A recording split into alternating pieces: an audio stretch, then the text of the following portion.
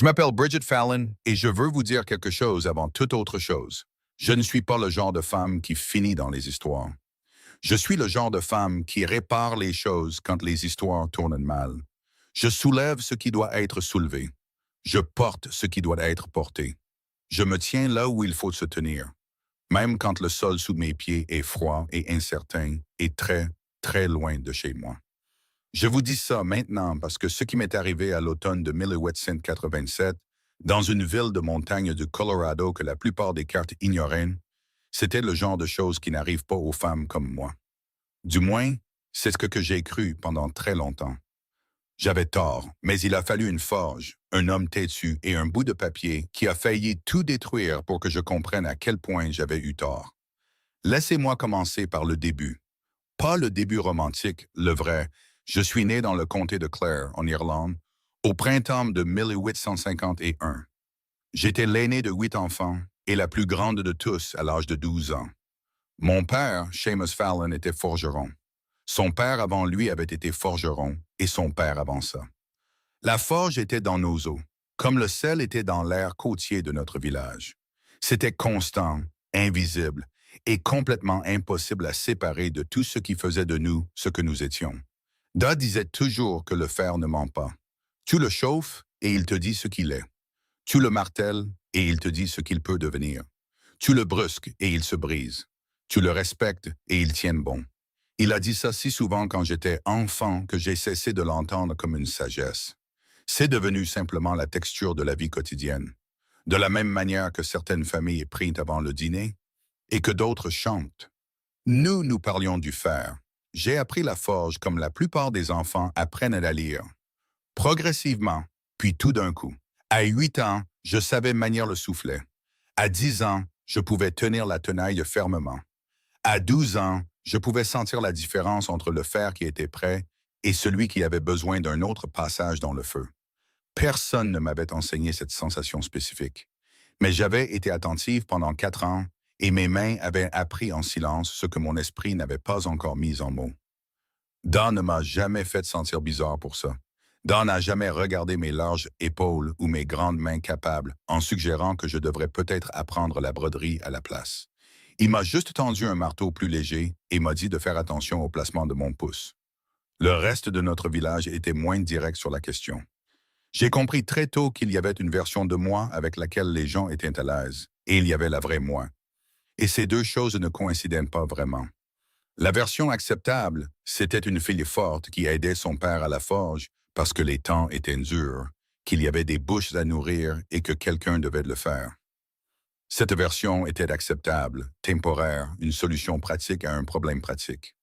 La version réelle, c'était une fille qui aimait le travail, qui ressentait quelque chose proche de la paix dans la chaleur et le bruit de la forge, qu'elle ne ressentait nulle part ailleurs. Elle était vraiment douée pour ça, meilleure que la plupart des hommes qu'elle observait, et elle n'avait aucun intérêt particulier à faire semblant du contraire. Cette version mettait les gens mal à l'aise, d'une manière qu'ils ne pouvaient pas toujours expliquer, mais qu'ils exprimaient assez clairement.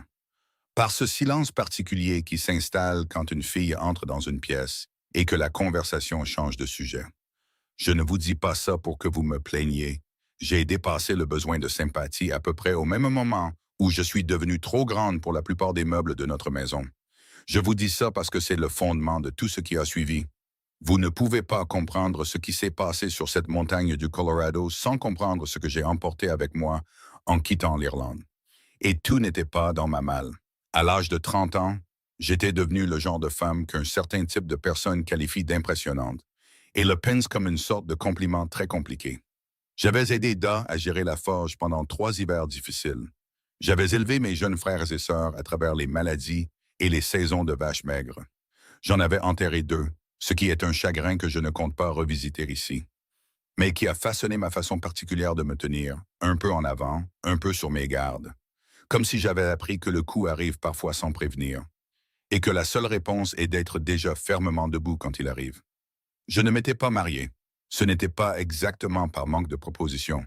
Il y avait des hommes dans notre village et dans les villages voisins qui me regardaient et voyaient quelque chose qui valait la peine. Mais regarder et choisir sont 2 choses différentes. Et les hommes qui m'approchaient avaient tendance à vouloir une version de moi légèrement ajustée, Un peu moins capable, un peu plus disposés à s'effacer, un peu plus à l'aise avec un arrangement où ils étaient le plus fort et où j'étais quelque chose à protéger. Je ne savais pas comment être ça. J'ai essayé une fois, à 24 ans, avec le fils d'un fermier de la ville voisine. Il avait des yeux chaleureux et un bon rire. Nous avons duré 3 mois avant qu'il ne me dise, gentiment et avec un regret sincère, qu'il ne pouvait pas passer sa vie à se sentir comme la partie la plus faible. J'y ai longtemps pensé après ça. J'y pense encore parfois. Je n'étais pas en colère contre lui. J'étais en colère contre la situation, la façon dont elle semblait conçue pour que ma forme particulière de personne soit toujours un peu trop d'une chose et pas tout à fait assez d'une autre. Puis Da est tombé malade. C'est arrivé comme les maladies graves le font souvent. Pas d'un seul coup, mais par étapes. Chaque étape se présentant comme un revers temporaire, jusqu'au matin où nous avons tous les deux compris que ce n'était pas du tout temporaire. Il avait 61 ans. Il martelait le fer depuis l'âge de 9 ans. Ses poumons, disait le docteur, avaient respiré la fumée de la forge pendant plus de 50 ans. Et ils avaient finalement dit assez. Il a tenu 8 mois après le diagnostic. Pendant ces 8 mois, j'ai géré la forge seul. Mon frère Declan avait 17 ans et était volontaire, mais pas encore assez compétent pour assumer le travail principal. Alors je l'ai assumé. J'ai honoré les commandes. J'ai gardé les clients. Je me suis assuré que la forge ne refroidisse pas et que la famille n'ait pas faim, et que Da puisse se reposer sans s'inquiéter de savoir s'il resterait quelque chose à son retour. Il s'est avéré qu'il n'y avait rien à quoi revenir. Pas pour lui. Il est mort un mardi de février, alors que la neige venait de l'Atlantique en rafale. Le feu dans l'âtre était bas, et ses 7 enfants restants étaient tous dans la pièce. Il a tenu ma main à la fin. Il a regardé mes mains pendant un long moment. Les siennes étaient encore plus grandes, même après que la maladie lui ait tant pris. Les mains d'un homme qui avait passé sa vie dans le fer. Il a dit très doucement, « Bridget Alian Biatch, tu pourrais diriger cette forge mieux que je ne l'ai jamais fait. » J'ai dit, « Alors pourquoi tout le monde agit comme si c'était quelque chose dont il fallait s'excuser, Da ?» Il n'a pas répondu. Il n'y avait pas de réponse. Je pense qu'il ne savait pas laquelle donner. Il a serré ma main une fois, puis il est parti. Et je suis resté avec cette question sans réponse, comme on reste assis près d'un charbon tombé du feu. Prudemment consciente de la chaleur, pas tout à fait prête à le ramasser et incapable de s'en éloigner non plus. La forge a dû être vendue. Da avait des dettes dont aucun de nous n'avait connu tout le poids de son vivant. Le genre de dette qu'un homme fier accumule discrètement au fil des années de saisons difficiles et qu'il refuse de mentionner parce que les mentionner signifierait admettre que le sol sous la famille n'est pas aussi solide qu'on l'avait laissé croire. La vente a couvert les dettes et a laissé assez pour placer les plus jeunes enfants chez des parents et pour me donner de l'argent pour le voyage et une petite somme pour commencer. J'avais 36 ans. J'avais d'excellentes mains, un dos solide et une compréhension très claire du fer sous toutes ses formes. Et je n'avais ni forge, ni endroit particulier qui avait besoin de la combinaison de ces choses. Je me suis tenu dans la forge vide la semaine après la mort de Da et la semaine avant que l'acheteur ne vienne en prendre possession. Et j'ai regardé l'âtre froid, le sol balayé et les murs où les outils avaient été accrochés pendant 60 ans. Et je me suis posé la question que j'avais évitée depuis le début de la maladie. Que fait une femme comme moi maintenant? Je n'ai pas trouvé la réponse dans la forge vide. Je l'ai trouvée, de manière absurde, sur le tableau d'affichage de l'église Saint-Brendan 3 semaines plus tard. Entre une annonce pour un mouton perdu et un avis sur la réparation du puits du village. L'annonce était petite et avait été postée par une agence régionale. Elle mettait en relation des hommes des territoires frontaliers américains avec des femmes prêtes à déménager en tant qu'épouses. Le langage était formel et un peu maladroit. Il listait plusieurs hommes qui avaient écrit pour demander des compagnes. L'un d'eux était du Colorado. Il était forgeron. Je l'ai lu 3 fois. Je ne suis pas une femme sentimentale. Je ne l'ai pas lu 3 fois parce que j'y sentais la main du destin. Je l'ai lu 3 fois parce que la première fois, je l'ai lu rapidement et j'ai manqué le fait qu'il était forgeron. La deuxième fois, je l'ai lu attentivement et je l'ai remarqué. Et la troisième fois, je me disputais avec moi-même pour savoir si c'était une idée raisonnable ou désespérée. J'ai conclu que c'était probablement les deux et que cela ne la rendait pas nécessairement mauvaise. L'annonce le décrivait comme Cormac Daly, forgeron, situé dans le territoire des montagnes rocheuses du Colorado. Un veuf depuis 4 ans cherchant une compagne. La description de sa demande par l'agence était prudente et spécifique. Il cherchait, et je vais vous donner les termes exacts car ils sont importants, une dame délicate et douce de l'Est qui puisse tenir un foyer chaleureux. Je suis resté assis sur le banc de l'église pendant un long moment après avoir lu ça. Je ne viens pas de l'Est, je viens de l'extrême ouest de l'Irlande, ce qui est à peu près aussi à l'Est que la Lune, de là où il se trouvait. Je ne suis pas délicate. Je n'ai jamais été délicate. Je ne suis pas douce de la manière dont ce mot est habituellement compris. Le genre de douceur souple, docile et silencieuse. Je peux être douce avec les animaux et avec les gens qui souffrent, et avec le fer qui est à la bonne température pour être travaillé. Mais c'est un tout autre genre de douceur, et pourtant, il était forgeron. Un homme qui travaillait le fer 6 jours par semaine et comprenait ce qu'était cette vie. Un homme qui vivait sur une montagne et qui avait probablement besoin de quelqu'un de capable. Quelqu'un qui pouvait gérer ce qu'une montagne produit en termes de froid, de difficultés et de situations inattendues nécessitant une action pratique immédiate. Il me semblait que ce qu'il avait écrit dans cette annonce et ce dont il avait réellement besoin pouvaient être deux choses différentes. Et il me semblait, avec l'entêtement particulier qui a toujours été à la fois mon plus grand problème et ma qualité la plus utile, que j'étais en position de connaître la différence. Je lui ai écrit une lettre. Elle était honnête. Elle ne mentionnait pas mes mains. Sa réponse est arrivée 6 semaines plus tard. 11 lignes. L'écriture se déplaçait prudemment sur la page, chaque lettre placée avec la délibération d'un homme plus à l'aise avec un marteau qu'avec une plume. Il disait que la montagne était dure. Il disait que les hivers étaient longs. Il disait qu'il avait besoin de quelqu'un qui puisse entretenir l'âtre et réparer ce qui se cassait. Il disait que la forge était celle de son père avant lui et qu'il avait l'intention qu'elle reste debout. Il ne disait pas qu'il se sentait seul, mais 11 lignes d'un homme qui vivait seul en altitude dans les montagnes rocheuses me disaient tout ce que les mots ne disaient pas. J'avais passé assez d'années à prêter attention au fait pour savoir lire ce qui se trouvait sous la surface. J'ai réservé mon passage, je veux vous parler de la traversée parce que c'est important. Pas pour les raisons évidentes, mais pour une raison spécifique dont j'ai mis longtemps à comprendre l'importance. Le navire était un navire de travail, pas un paquebot de luxe au sens élégant du terme. La traversée de Cobb à New York prenait la meilleure partie de 6 semaines, selon le temps. Et le temps cet automne-là était incertain, de la manière dont l'Atlantique est toujours incertain, sans méchanceté particulière, mais sans sympathie particulière non plus.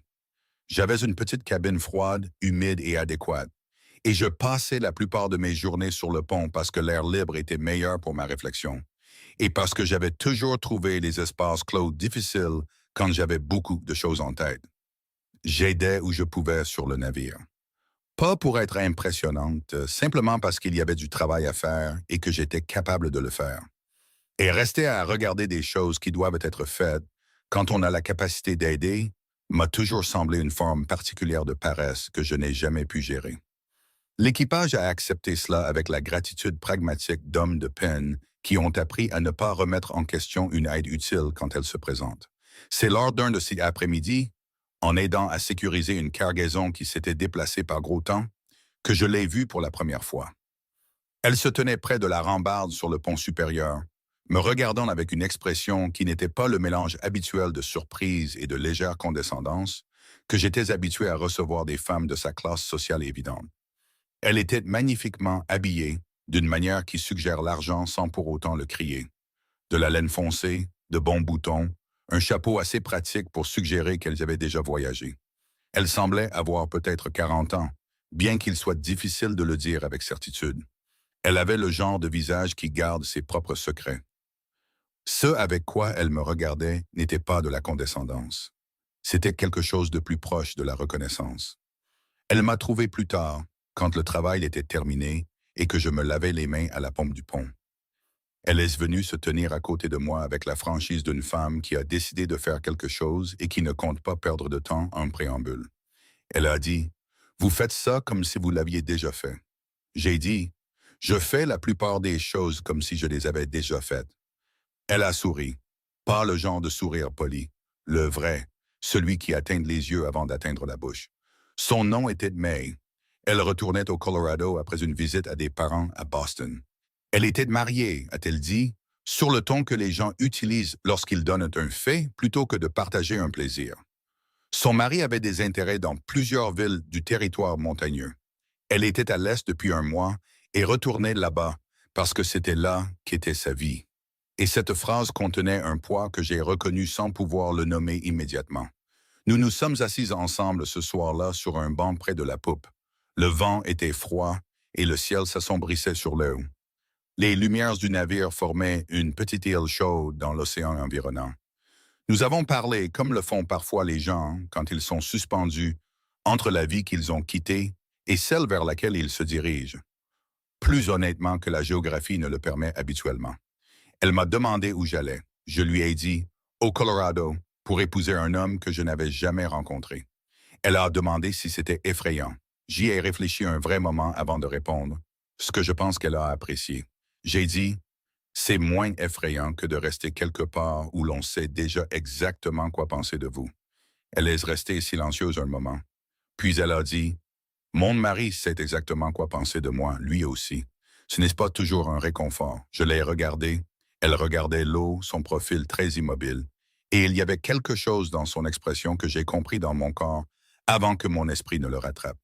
L'épuisement d'être vu d'une manière particulière et de n'avoir aucun recours. La solitude particulière d'être définie si complètement par la vision de quelqu'un d'autre que vous avez commencé à perdre la trace de la vôtre. Je connaissais ce sentiment. Je l'avais ressenti dans une tonalité différente pendant la majeure partie de ma vie. Trop au lieu de trop peu. Mais l'expérience essentielle de ne pas correspondre à la forme qui avait été préparée pour vous. C'était quelque chose que je reconnaissais complètement. J'ai dit, je pense que c'est peut-être la même chose, être fatiguée et être courageuse. Parfois, on y arrive par le même chemin. Elle m'a regardé alors et elle a hoché la tête lentement. De la manière dont les gens hochent la tête quand quelque chose a été dit qu'ils avaient besoin d'entendre et qu'ils ne s'attendaient pas à entendre sur un bateau au milieu de l'Atlantique, de la part d'une femme aux mains calleuses et à l'accent irlandais. Je ne connaissais pas encore son nom de famille. Je ne le saurais pas avant d'arriver au Colorado et de comprendre, avec un choc glacial de reconnaissance, qui était exactement son mari. Mais ça, c'est la partie de l'histoire qui vient plus tard. Pour l'instant, comprenez seulement ceci. J'ai traversé un océan avec une malle pleine de choses pratiques, un kit de couture et un petit morceau de fer que j'avais pris de la forge de mon père. Le dernier morceau qu'il avait travaillé avant de devenir trop malade pour travailler. J'avais 36 ans. Je n'étais jamais allé en Amérique. Je ne savais pas ce que j'allais trouver à l'autre bout d'un voyage en train à travers des paysages qui devenaient de plus en plus vastes et inconnus, jusqu'à ce que les montagnes apparaissent à l'horizon et que mon cœur fasse quelque chose d'inattendu à leur vue. J'avais demandé un endroit qui ne savait pas déjà quoi penser de moi. J'étais sur le point d'arriver à cet endroit précis. Je ne savais juste pas encore que la montagne avait déjà ses propres opinions. Le trajet en train de Denver au territoire montagneux a duré près d'un jour et demi, avec 2 arrêts dans des villes qui étaient plus une intention qu'une réalité. Le genre d'endroits qui ont un bureau de poste, une quincaillerie et l'ambition de devenir quelque chose de plus grand, encore en négociation avec la géographie environnante. J'ai regardé le paysage changer par la fenêtre. J'avais grandi près de la mer, qui est sa propre sorte d'immensité. Mais la mer bouge et change, et l'horizon sur l'eau a une qualité de suggestion, comme si quelque chose pouvait apparaître à tout moment de l'autre côté. Les montagnes étaient différentes. Elles étaient complètement et absolument sûres d'elles-mêmes. Elles ne suggéraient pas, elles le déclaraient. Elles le déclaraient depuis plus longtemps que n'importe quelle préoccupation humaine, et elles comptaient continuer à le faire indéfiniment. Et si vous trouviez cela troublant, c'était votre problème particulier à résoudre. J'ai trouvé cela étonnamment réconfortant. La dernière étape du voyage s'est faite en chariot depuis une petite ville dépôt. Il était conduit par un homme nommé Herschel, qui avait un visage buriné et n'a rien dit de tout le trajet. Je l'ai immédiatement respecté. Il m'a demandé 2 fois si j'avais besoin d'aide avec ma malle, et quand j'ai refusé les 2 fois, il a hoché la tête et a accordé toute son attention aux chevaux pour le reste du voyage. Ce que j'ai trouvé être exactement la bonne réponse. La ville où nous sommes arrivés s'appelait Denton Falls, bien que les seules chutes des environs fussent une modeste série de rochers sur lesquels un ruisseau froid descendait à environ 40 mètres au sud de la rue principale. La rue principale elle-même avait la qualité compressée et déterminée des colonies frontalières. Chaque bâtiment gagnait sa place. Rien de décoratif qui ne pouvait aussi être fonctionnel. Un magasin général, un bureau de poste, un cabinet de médecin avec une enseigne peinte à la main, une pension, une écurie. Et tout au bout, en retrait de la rue sur une légère élévation, une structure un peu plus grande que les autres, de la cheminée de laquelle un mince filet de fumée s'élevait droit dans l'air calme de l'automne. La forge. Je l'ai vue avant de voir quoi que ce soit d'autre. Je m'attendais à ressentir quelque chose de pratique à son sujet. Une évaluation, une estimation, le calibrage habituel d'un espace de travail qui était une seconde nature pour moi depuis l'enfance. J'ai ressenti autre chose à la place. Quelque chose que j'aurais appelé reconnaissance, si ce mot n'impliquait pas une connaissance préalable. C'était plus comme le sentiment d'arriver dans un endroit que vous avez vu en rêve. La certitude que vous avez déjà été ici d'une manière qui n'a pas d'explication précise. J'ai mis ce sentiment de côté. Il y avait des questions plus immédiates. Le chariot s'est arrêté au centre de la rue principale. J'ai pris conscience des gens des deux côtés, avec cette conscience aiguë particulière d'une personne qui vient de devenir le centre d'une attention qu'elle n'a pas demandée. Ils n'étaient pas hostiles, exactement. Ils étaient curieux de la manière simple des petites communautés où les événements sont rares et les arrivées sont donc notables. Des femmes avec des enfants, des hommes qui avaient trouvé des raisons d'être près de la rue à ce moment précis. Un homme appuyé à la porte du magasin général, les bras croisés et une expression d'amusement léger qui suggérait qu'il avait déjà vu ce genre de choses et trouvait ça toujours divertissant. Et un homme qui n'était pas amusé et n'était pas curieux de la manière facile et générale des autres. Il se tenait un peu à l'écart de la foule, au bord de la rue la plus proche de la forge. Il avait peut-être 55 ans, bien habillé pour l'endroit, avec un manteau sombre, de bons boutons et des bottes qui avaient été récemment nettoyées. Il avait un visage rond et agréable, qui aurait été vraiment agréable sans les yeux. C'étaient les yeux d'un homme engagé dans une transaction constante et silencieuse avec son environnement. Tout ce qu'il regardait, il semblait en calculer la valeur et considérer ses options. Il me regardait de la même manière qu'il regardait tout le reste. Je l'ai remarqué et je suis passé à autre chose, car Herschel était descendu du chariot et quelqu'un devait s'occuper de la malle. Je me suis occupé de la malle. Le souffle collectif de la foule fut audible, et j'ai choisi de ne pas trouver cela intéressant. Je provoquais ce souffle particulier depuis l'âge de 15 ans, et j'avais depuis longtemps décidé que la réponse appropriée était simplement de continuer à faire la chose qui le provoquait et de laisser les gens s'adapter à leur propre rythme. L'homme aux yeux calculateurs n'a pas retenu son souffle, il a regardé sans expression, puis il a détourné le regard en direction de la forge sur la colline, et quelque chose a changé sur son visage. Quelque chose s'est crispé. C'était si bref que j'aurais pu l'imaginer. Je ne pensais pas l'avoir imaginé. Et puis j'ai vu Cormac Daly. Il se tenait à peut-être 30 pieds de distance, ce qui signifiait qu'il était là depuis un certain temps sans que je le voie. Ce qui en disait long sur le genre d'homme qu'il était. Il n'était pas du genre à se positionner pour être vu.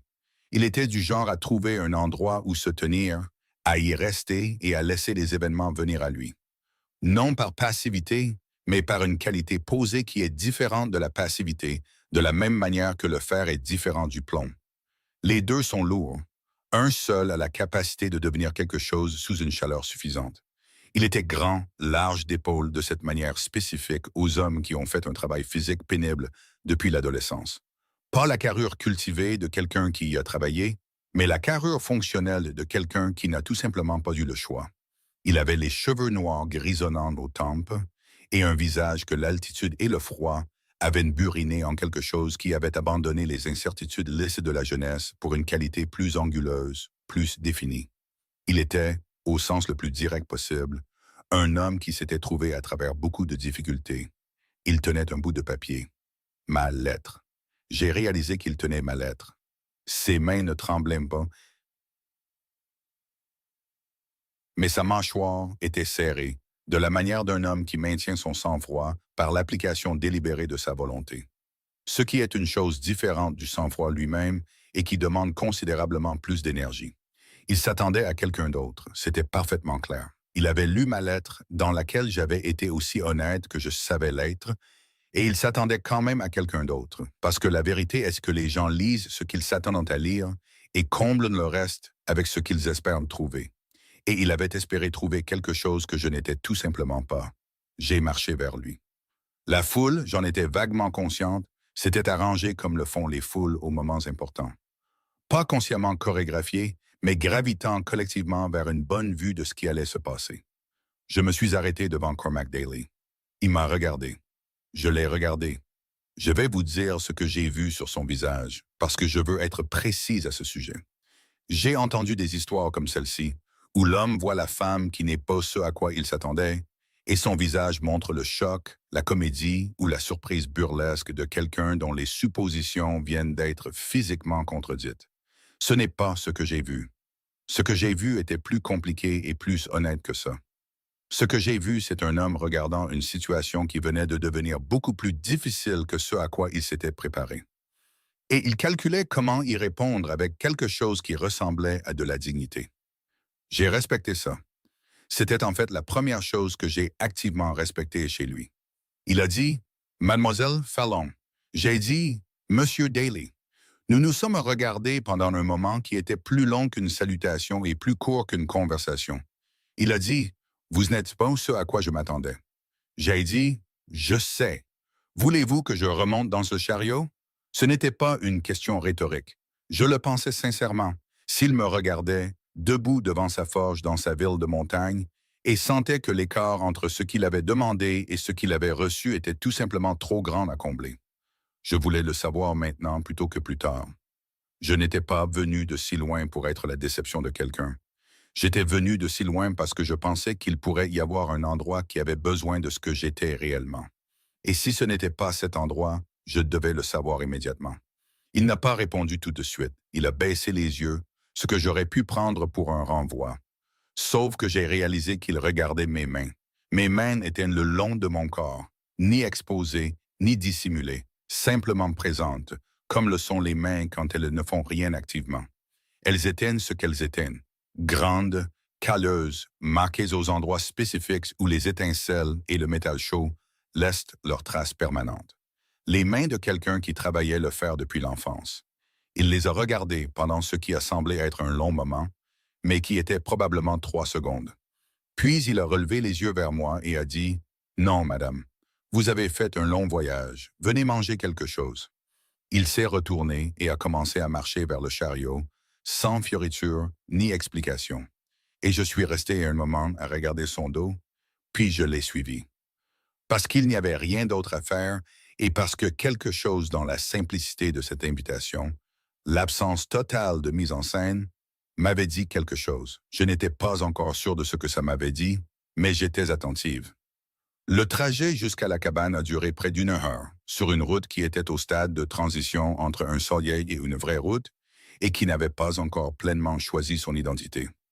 Les montagnes étaient très proches ici. Pas la toile de fond dramatique et lointaine qu'elles avaient été depuis le train, mais vraiment immédiatement présentes. Le genre de proximité qui vous rappelle que vous êtes une petite chose dans un grand arrangement qui est en place depuis très longtemps et qui n'est pas particulièrement concentré sur vos préoccupations. Cormac conduisait sans parler. Je me suis assise à côté de lui et j'ai regardé le paysage. J'étais reconnaissante pour le silence, car j'avais besoin de réfléchir, et la réflexion est quelque chose que j'ai toujours mieux fait sans la distraction d'une réponse sociale requise. Le chariot a heurté une ornière profonde et a tressauté. Je me suis automatiquement calé, une main sur le rail latéral. Puis j'ai remarqué qu'il m'a jeté un coup d'œil une fois la secousse passée. Pas avec surprise, mais avec l'attention prudente et constante de quelqu'un qui catalogue des informations sans s'engager encore dans une interprétation. Nous avons pris un virage et nous nous sommes arrêtés là où une étendue de boue de la pluie de la veille avait rendu la route molle. La roue arrière menaçait de s'y enfoncer au-delà du point de récupération facile. Avant que Cormac n'ait fini de poser les rênes, j'étais déjà à terre derrière le chariot. J'ai dit « Allez-y ». Il y a eu une pause. Puis les rênes ont claqué et les chevaux ont tiré. J'ai mis mes mains à plat contre l'arrière du chariot et j'ai poussé. Le poids était familier dans mes épaules. L'angle de l'effort, quelque chose que mon corps connaissait pour l'avoir fait 100 fois dans des moments similaires, avec 100 choses coincées de la même manière. La roue s'est libérée. Le chariot a avancé. Je suis remonté. Il n'a pas dit merci. Mais quand je me suis réinstallé sur le siège à côté de lui, il s'est légèrement décalé vers la gauche, créant peut-être 3 pouces d'espace supplémentaire qui n'avaient pas été disponibles auparavant. Chez un homme de son genre particulier, j'ai compris que c'était l'équivalent d'un geste assez significatif. Je n'ai pas souri, mais je l'ai soigneusement noté. La cabane se trouvait sur le versant sud d'une colline, adossée à la lisière des arbres, avec une vue dégagée vers l'est sur la vallée. Elle était solidement construite, le genre de construction qui privilégiait la fonction à toute considération esthétique, mais qui avait atteint une certaine dignité robuste par la pure qualité de la main-d'œuvre. Les rondins étaient serrés et bien calfeutrés. Le toit était solide. Le porche avait été renforcé assez récemment avec du bois neuf d'une couleur légèrement différente de l'original. Et à 40 mètres en amont, relié à la structure principale par une passerelle couverte, se trouvait la forge. Je pouvais la voir depuis le chariot. Je pouvais la sentir avant de la voir. L'odeur particulière et complexe du charbon, du fer, de la chaleur résiduelle, du vieux métal et d'une douzaine d'années accumulées de travail du feu. Et quelque chose dans ma poitrine a fait la même chose que lorsque le train avait pris le virage et que les Rocheuses étaient apparues à l'horizon. Quelque chose s'est apaisé. Quelque chose qui était sur ses gardes depuis longtemps s'est permis, provisoirement, d'envisager la possibilité de se poser. C'était une forge. C'était ce que je connaissais. Tout le reste était incertain. Il était incertain. La situation était incertaine. L'avenir dans cet endroit, dans cet arrangement entièrement inconnu, était profondément et complètement incertain. Mais la forge, c'était ce que je connaissais. Je suis descendu du chariot. Je ne suis pas entré dans la forge ce soir-là. J'ai compris, sans avoir besoin d'y réfléchir attentivement, que certaines choses devaient attendre le bon moment. Et arriver à la forge d'un homme la première heure où j'étais sur sa propriété n'était pas le bon moment. Il y avait des formes à observer. Non pas que je me souciais des formes pour elles-mêmes, mais parce que je comprenais qu'il avait besoin de temps pour s'adapter, et que pousser trop vite dans son espace avant qu'il n'ait fait le moindre ajustement serait la mauvaise sorte d'erreur. Nous avons soupé à une table assez grande pour 4 personnes et qui avait clairement été dimensionnée pour une vie qui ne correspondait plus à sa population actuelle. Il y avait un ragoût de chevreuil et du pain qu'il avait fait lui-même, plus dense que l'idéal, mais structurellement solide et honnêtement préparé. Et nous avons mangé principalement sans parler, ce qui me convenait parfaitement. Il m'observait de la manière dont les gens observent les choses quand ils essaient de décider dans quelle catégorie les mettre et sont frustrés par l'absence d'une réponse évidente. Je l'ai laissé regarder. Je l'observais aussi de la manière moins évidente que j'ai développée au fil des années, où j'ai eu besoin d'évaluer les situations avec précision sans en avoir l'air. Ce que j'ai vu, c'est un homme qui était seul depuis assez longtemps pour que la solitude se soit installée en lui et soit devenue une partie structurelle de l'architecture portante de sa façon de vivre ses journées. Il n'était pas hostile, il était prudent. C'était le genre de prudence qui vient de la perte, d'avoir été ouvert et d'avoir eu les endroits ouverts blessés de manière qui ne guérissent pas complètement.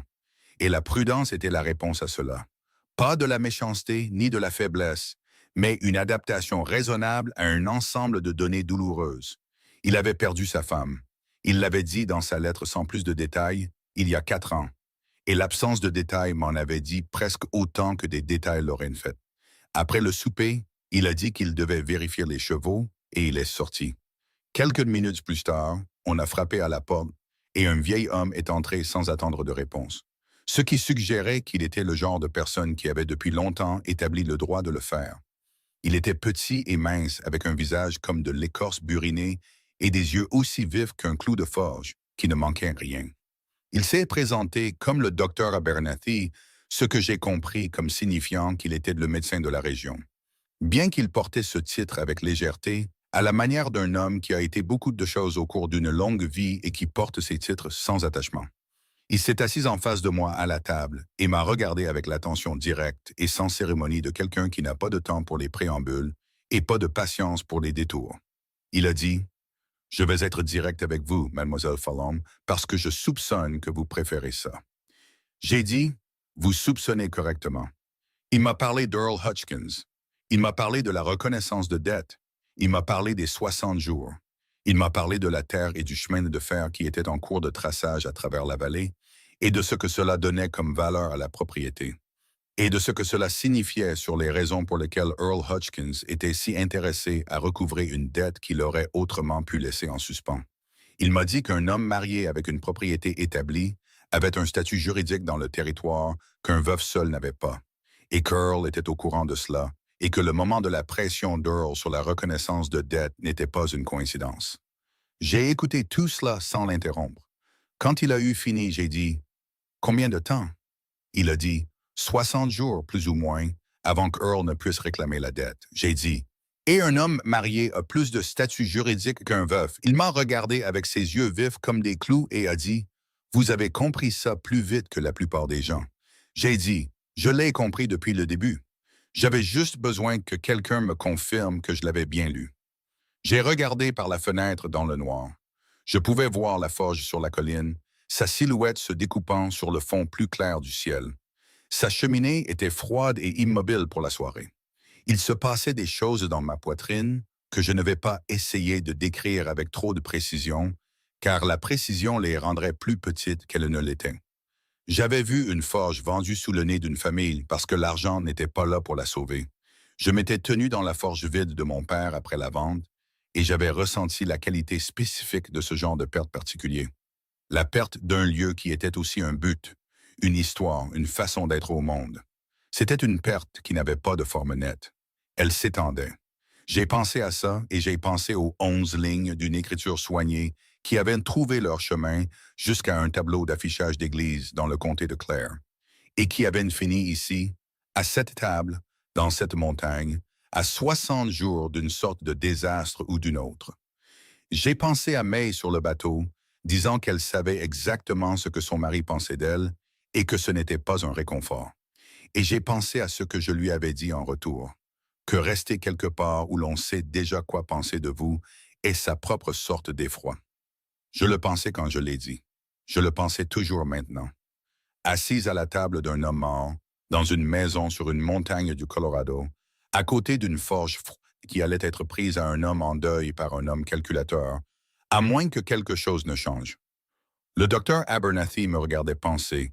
Il a dit « C'est une chose compliquée dans laquelle vous vous êtes engagée, mademoiselle Fallon. » J'ai dit « La plupart des choses qui valent la peine d'être faites le sont. » Il m'a regardé un moment, puis il a fait quelque chose d'inattendu.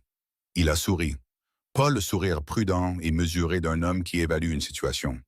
Le vrai, celui qui veut dire quelque chose. Il a dit « Je pense que Cormac a peut-être eu plus que ce qu'il a demandé. » J'ai dit « Il a demandé délicate et douce.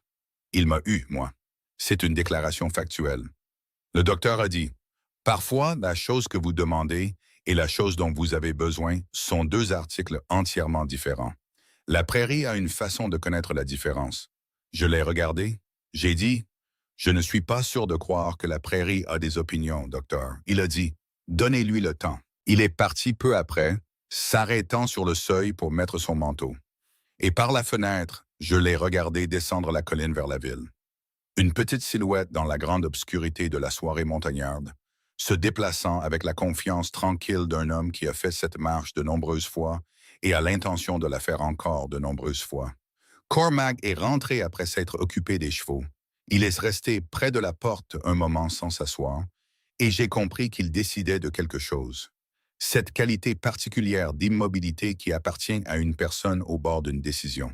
Il a dit « Le docteur passe souvent. » J'ai dit « Il a l'air d'un homme bon. » Cormac a dit « Il l'est. » Il était avec Clara à la fin. Il a dit cela du même ton qu'il aurait pu utiliser pour dire que le docteur était passé à la forge jeudi dernier pour récupérer une charnière réparée. Plat et prudent, et contenant sous cette platitude quelque chose qui n'était ni l'un ni l'autre. Clara, sa femme. Le mot dans sa bouche était le fruit de 4 ans de pratique à le dire sans broncher. J'ai dit « Je suis désolé pour votre perte. » Il a dit « Il y a 4 ans, maintenant. » Comme si 4 ans était une quantité de temps significative. Comme si 4 ans était le genre de temps qui était censé avoir résolu quelque chose. Je n'ai rien dit d'autre à ce sujet. Je n'étais pas encore en position de dire les choses que je pensais, qui n'étaient pas des pensées confortables, mais qui étaient probablement vraies. Je les ai stockées soigneusement, comme on stocke du fer qui n'est pas encore à température. patiente, sachant que le moment viendra. Il a dit bonne nuit peu après, et je suis resté seul à la table pendant un moment, après que sa porte se soit fermée. J'écoutais la montagne dehors, qui faisait des bruits que je ne maîtrisais pas encore. Le vent dans un type d'arbre différent de celui auquel j'étais habitué. Un animal à mi-distance faisant son propre bilan silencieux de la soirée. Le ruisseau quelque part plus bas sur la colline coulant sur ses pierres. J'ai ouvert ma malle avant d'aller au lit et j'ai trouvé ce que je cherchais près du fond, enveloppé dans un tissu, un morceau de fer, à peu près rectangulaire. Le dernier morceau que mon père avait travaillé avant que ses mains ne le lâchent. Je l'avais pris de la forge la veille. La voile l'avait glissé sous mon manteau avec la franchise de quelqu'un qui a décidé de ne pas examiner l'impulsion de trop près. Je l'ai posé sur le rebord de la fenêtre où je pourrais le voir depuis le lit.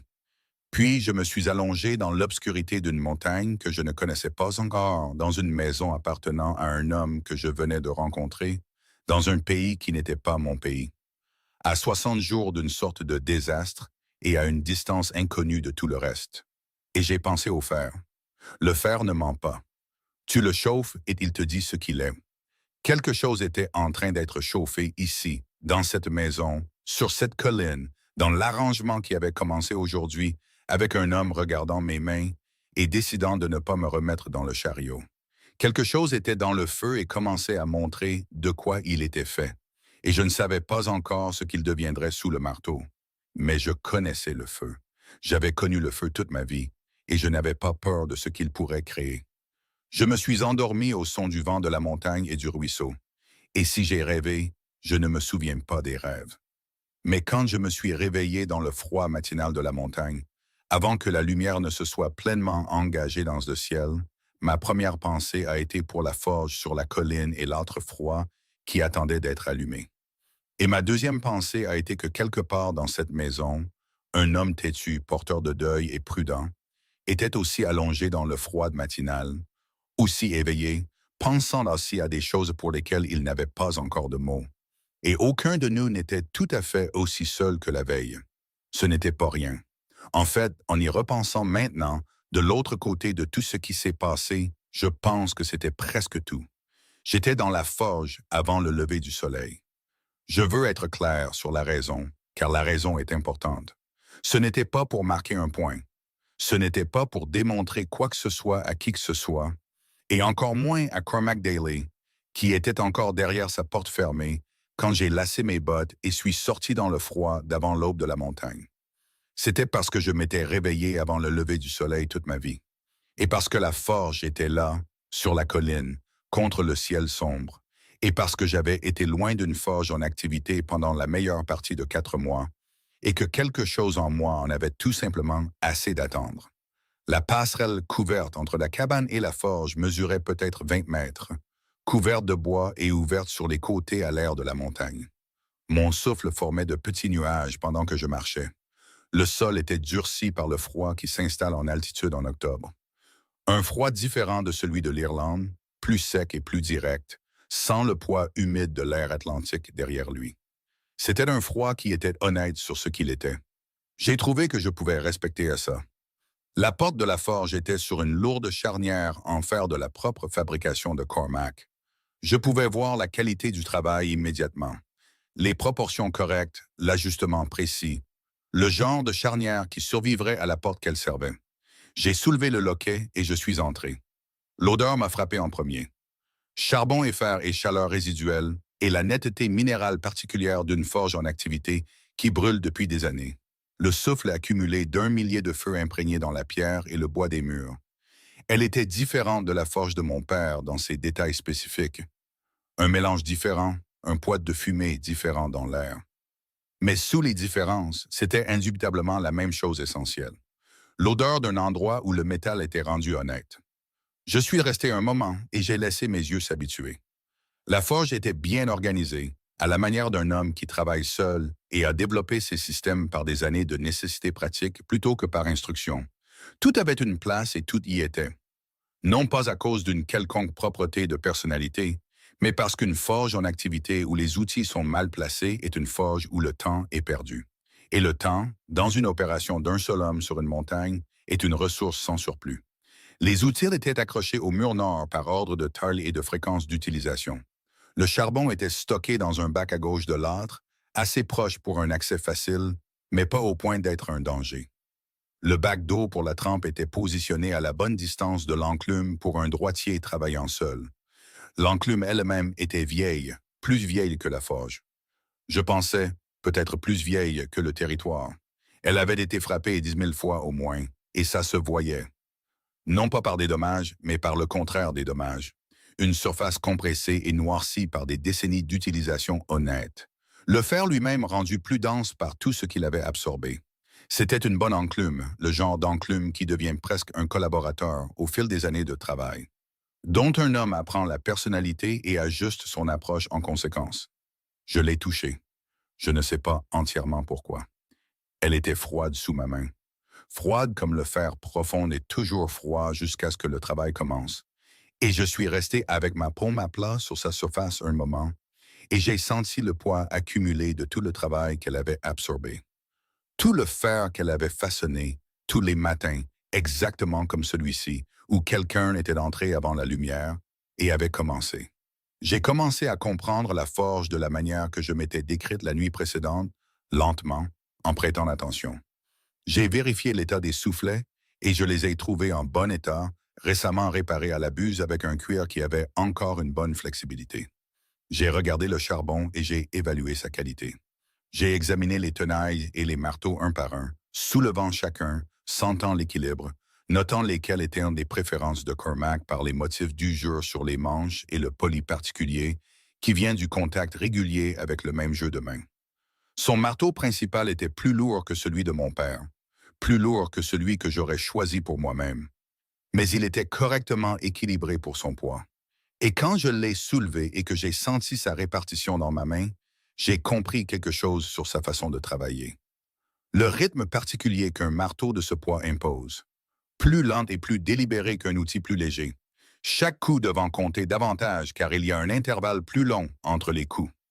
C'était le marteau d'un homme patient, un homme qui avait appris à ne pas se précipiter. Je l'ai reposé soigneusement, exactement à la position où je l'avais trouvé. C'est à ce moment-là que je l'ai entendu. Pas des pas exactement, plutôt le léger changement dans la qualité de l'air qui vous dit qu'une porte s'est ouverte quelque part. Un changement dans le courant d'air qu'un bâtiment produit lorsqu'il n'est plus entièrement clos. Je ne me suis pas retourné immédiatement. Je regardais le coin le plus éloigné de la forge, où une pièce de travail partiellement achevée était tenue dans un étau. Une sorte de support, le fer plié et ajusté avec une précision qui parlait en bien de l'homme qui l'avait travaillé. Il a dit, « Vous connaissez les forges. » J'ai dit, « Celle de mon père, depuis que j'ai 8 ans. » Je l'ai entendu entrer, puis ses bottes sur le sol en pierre, et je me suis retourné pour le trouver debout à l'intérieur de la porte, avec son manteau et son souffle faisant les mêmes petits nuages que le mien sur la passerelle. Il me regardait de la manière dont il m'avait regardé depuis mon arrivée. Le regard prudent et cataloguant qui ne s'engageait à rien, mais ne manquait rien non plus. Il n'avait pas l'air surpris de me trouver là. Il n'avait pas l'air content ou mécontent. Il avait l'air d'un homme qui avait classé une information et l'incorporait maintenant dans un calcul en cours. Il a marché jusqu'à sa position à l'enclume, comme un homme marche vers un endroit où il a marché 10 000 fois auparavant. Sans penser au chemin, son corps sachant simplement où il va. Il a ramassé son marteau. Il m'a regardé une fois de plus, un regard bref et direct, qui demandait sans mots si j'avais l'intention de rester ou de partir. Je suis resté. Il a allumé la forge. Nous avons travaillé pendant la meilleure partie de 2 heures sans échanger plus de 15 mots peut-être. Il a travaillé sur le support qu'il avait laissé dans l'étau, le portant à température et affinant l'ajustement du pli avec une patience méthodique qui était satisfaisante à regarder. Chaque coup placé avec la délibération que son lourd marteau exigeait. J'ai trouvé des tâches à la périphérie qui devaient être faites. Des choses que tout forgeron expérimenté identifierait sans qu'on le lui dise. Un outil dont le tranchant devait être affûté, le cuir des poignets d'un soufflet qui avait séché et avait besoin d'être huilé, un coin du bac à charbon qui avait développé une obstruction affectant le flux. J'ai fait ces choses sans commentaire ni annonce. Je les ai faites parce qu'elles devaient être faites et que j'étais capable de les faire. À un moment donné, le soleil s'était pleinement engagé dans le ciel extérieur et la lumière à travers les hautes fenêtres de la forge est passée du gris à quelque chose de plus chaud. Et j'ai pris conscience que nous avions établi un rythme sans avoir discuté de l'établir. Son travail au centre de la forge. Mon travail à ses marges. Les mouvements et les sons de chacun n'interférant pas, mais s'accommodant plutôt de l'autre. De la manière dont deux courants d'eau dans le même canal trouvent parfois un moyen de couler l'un à côté de l'autre sans la turbulence que l'on pourrait attendre de la proximité. Il a posé son marteau et a regardé le support fini. Puis il m'a regardé, il a dit, « Vous affûtez les outils comme ça chez vous? » J'ai dit, « Chez nous, on gardait tout bien aiguisé. » Mon père disait, « Un outil émoussé est une dispute avec le travail. » Il laisse rester silencieux un moment. Puis il a dit, « Mon père disait la même chose. Des mots différents, même signification. C'était tout. Il a ramassé le support et l'a emmené au support de refroidissement, et nous sommes retournés à nos occupations respectives. Mais quelque chose avait changé dans la température de la pièce. Pas de façon spectaculaire, pas d'une manière qui s'annonçait. Juste légèrement plus chaude qu'elle ne l'avait été avant ces 3 phrases. J'ai classé cela à côté des 3 pouces d'espace sur le siège du chariot. Je me faisais une image de Cormac Daly à partir de ces petits morceaux, parce que les petits morceaux étaient ce qui était disponible. Et j'avais toujours cru qu'une image construite à partir de petits morceaux vrais est plus fiable qu'une grande image assemblée à partir de suppositions. Son père avait été forgeron aussi, ou du moins un homme qui pensait aux outils et au travail de manière cohérente avec le métier. La forge lui était parvenue, comme la forge de mon père m'était parvenue, par le travail de mes mains, sinon par l'acte de propriété. Il était patient dans son travail, d'une manière qui suggérait que ce n'était pas une patience naturelle, mais une patience développée. Le genre que l'on construit délibérément avec le temps, quand on a compris que l'impatience coûte plus qu'elle ne rapporte. Et il était seul d'une manière qui était devenue structurelle. J'avais pensé cela la nuit précédente, et la matinée l'a confirmé. La forge était parfaitement organisée pour une seule personne. Chaque système, chaque positionnement d'outils et de matériaux, chaque flux de travail intégré dans l'agencement de l'espace. C'était de la conception d'une vie qui avait été ajustée sur 4 ans pour fonctionner sans une deuxième paire de mains. Il y avait une efficacité à cela qui était aussi, si l'on regardait attentivement, une sorte de chagrin. L'efficacité d'un homme qui a cessé d'attendre de l'aide et a construit son monde en conséquence. Il ne savait pas encore quoi faire d'une deuxième paire de mains. J'allais lui donner le temps de le découvrir, mais pas un temps illimité. Nous avions 60 jours. C'est le 3e jour que Earl Hutchkins est venu à la forge.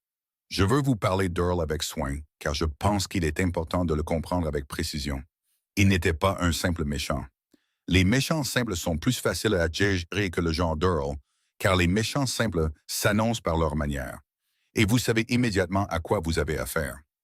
Earl Hutchkins était le genre d'homme plus difficile dont la méchanceté était entièrement pratique et menée dans un registre de parfaite aisance sociale. Il ne semblait pas vouloir quelque chose de déraisonnable. Il ne semblait vouloir de mal à personne. Il se présentait comme un homme d'affaires engagé dans l'exercice tout à fait légitime de ses intérêts légitimes. Et si ces intérêts coïncidaient avec la destruction de la vie de quelqu'un d'autre, eh bien, c'était simplement la nature des affaires. Et quiconque n'était pas d'accord ne comprenait pas les règles de l'arrangement. Il est arrivé en fin de matinée, quand la forge était chaude et que Cormac était au milieu d'une commande. Un ensemble de charnières décoratives pour la nouvelle pension qui nécessitait une attention soutenue et minutieuse. Earl est entré comme s'il était au bon endroit et le savait. Ce qui était le genre d'entrée qui est techniquement correct et pourtant, d'une certaine manière, une intrusion. Il portait une bouteille de whisky qu'il a posée sur l'établi près de la porte, comme s'il déposait un cadeau, ce qui n'était pas le cas. C'était un accessoire, quelque chose pour donner à la visite un air social alors qu'elle ne l'était pas non plus.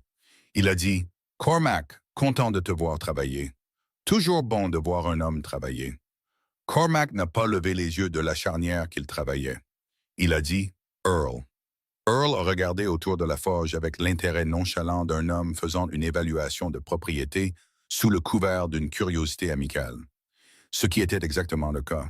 Ses yeux se sont déplacés sur les outils, l'approvisionnement en charbon, l'état des soufflets, de l'enclume et des poutres du plafond, et je l'ai regardé faire depuis ma position près de la meule où j'affûtais un couteau à 2 mains. Et j'ai compris que ce que je regardais, c'était un homme en train d'estimer des prix. Puis il m'a regardé. Son expression n'a pas changé. Cela même était informatif, car l'expression de la plupart des gens change quand ils me voient pour la première fois dans un contexte de travail.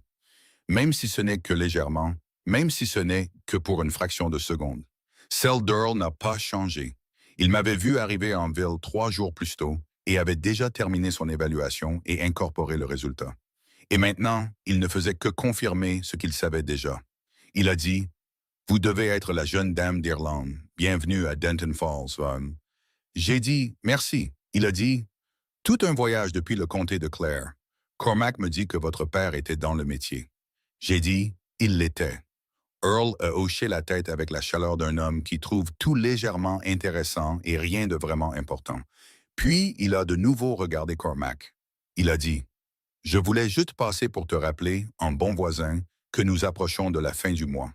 Je sais que tu n'as pas oublié. Je pense juste que c'est bien de garder ces choses à l'esprit. Tu sais comment le temps passe ici dans les montagnes.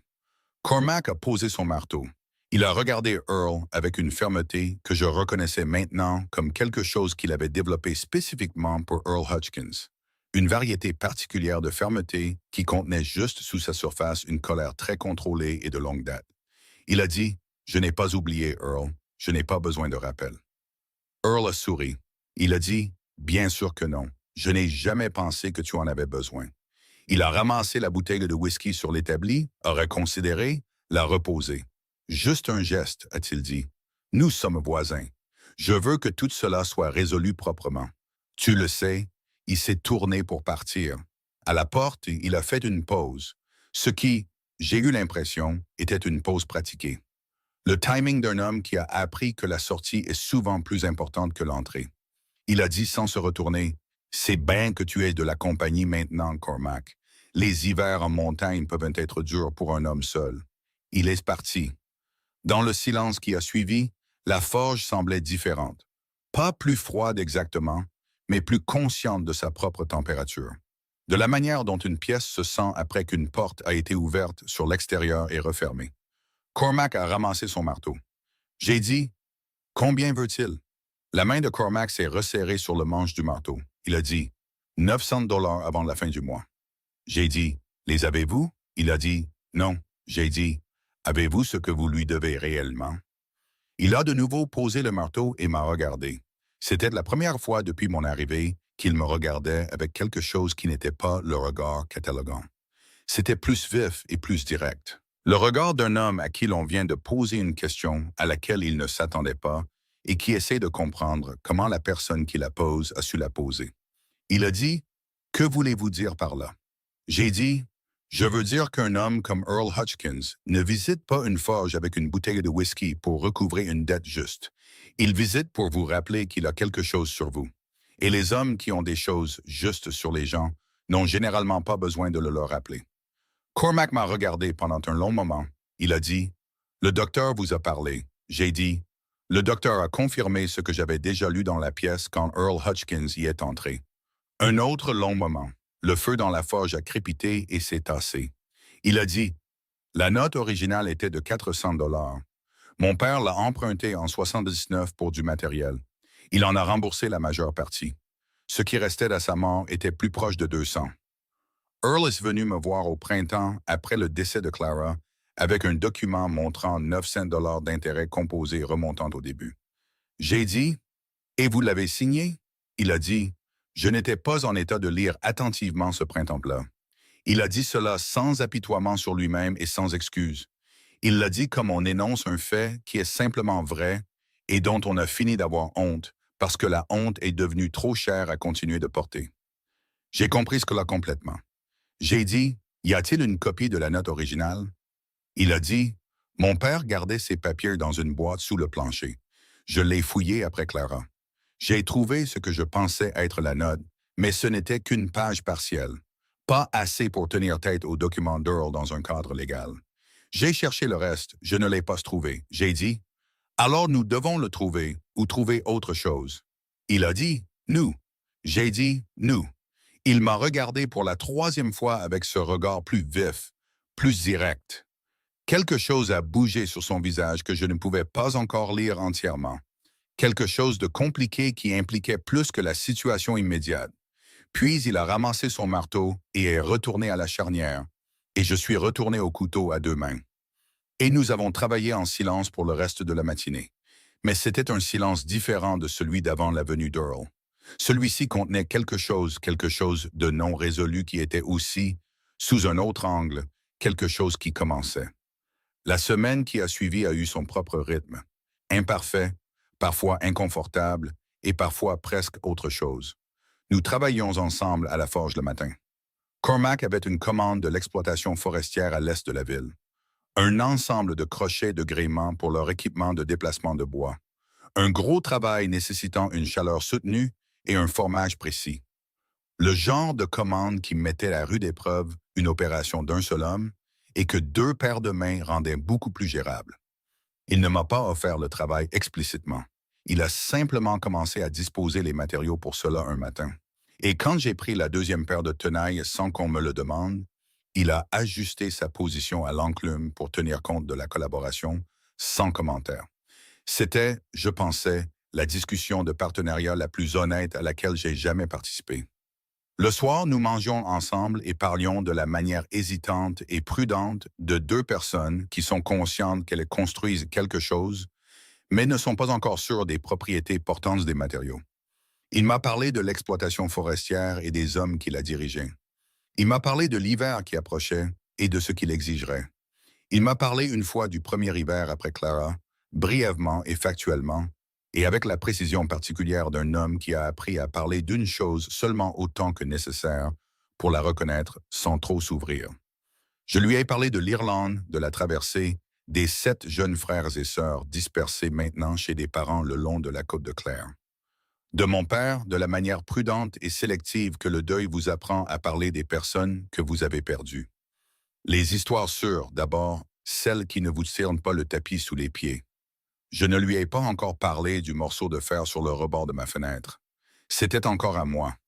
Ce que j'observais pendant tout ce temps, c'était son deuil. Pas de manière intrusive, pas avec l'intention de le commenter ou de le réparer, car le deuil n'est pas une charnière cassée et ne se soumet pas à la même méthodologie. Je l'observais comme on observe un feu qui brûle depuis longtemps. Avec l'intérêt patient de quelqu'un qui sait que les feux révèlent leur nature avec le temps, si l'on y prête attention sans interférer. Ce que j'ai vu, c'est un homme qui avait organisé toute sa vie autour de la gestion d'une perte qu'il ne savait pas comment résoudre. La cabane était propre, fonctionnelle et complètement dépourvue de toute preuve de la vie qui s'y trouvait avant la mort de Clara. Non pas parce qu'il avait délibérément éradiqué cette vie, mais parce qu'il avait progressivement, sur 4 ans, remplacé tout ce qui lui avait appartenu par les objets fonctionnels de son existence solitaire. Et ce qui restait était un espace qui était, à tous égards pratiques, adéquat, et à tous autres égards, complètement vide. Sauf pour une chose. Dans le coin de la pièce principale, sur un crochet derrière la porte, où elle n'était pas immédiatement visible en entrant, il y avait une robe de femme, en laine bleue foncée, le genre de robe qu'une femme porte pour le travail quotidien pratique, pas pour les occasions. Elle était accrochée là depuis assez longtemps pour que la couleur se soit légèrement estompée à l'épaule, là où la lumière l'atteignait parfois. Elle n'était pas exposée, elle n'était pas positionnée de manière proéminente. Elle était simplement là, sur son crochet dans le coin derrière la porte, où elle se trouvait apparemment depuis un jour, il y a 4 ans, où quelqu'un l'avait mise là et personne ne l'avait déplacée depuis. Je l'ai remarqué le 3e jour, je ne l'ai pas mentionné. Je la mentionne maintenant parce que c'est la clé pour comprendre tout ce qui s'est passé la semaine suivante, quand j'ai trouvé la lettre.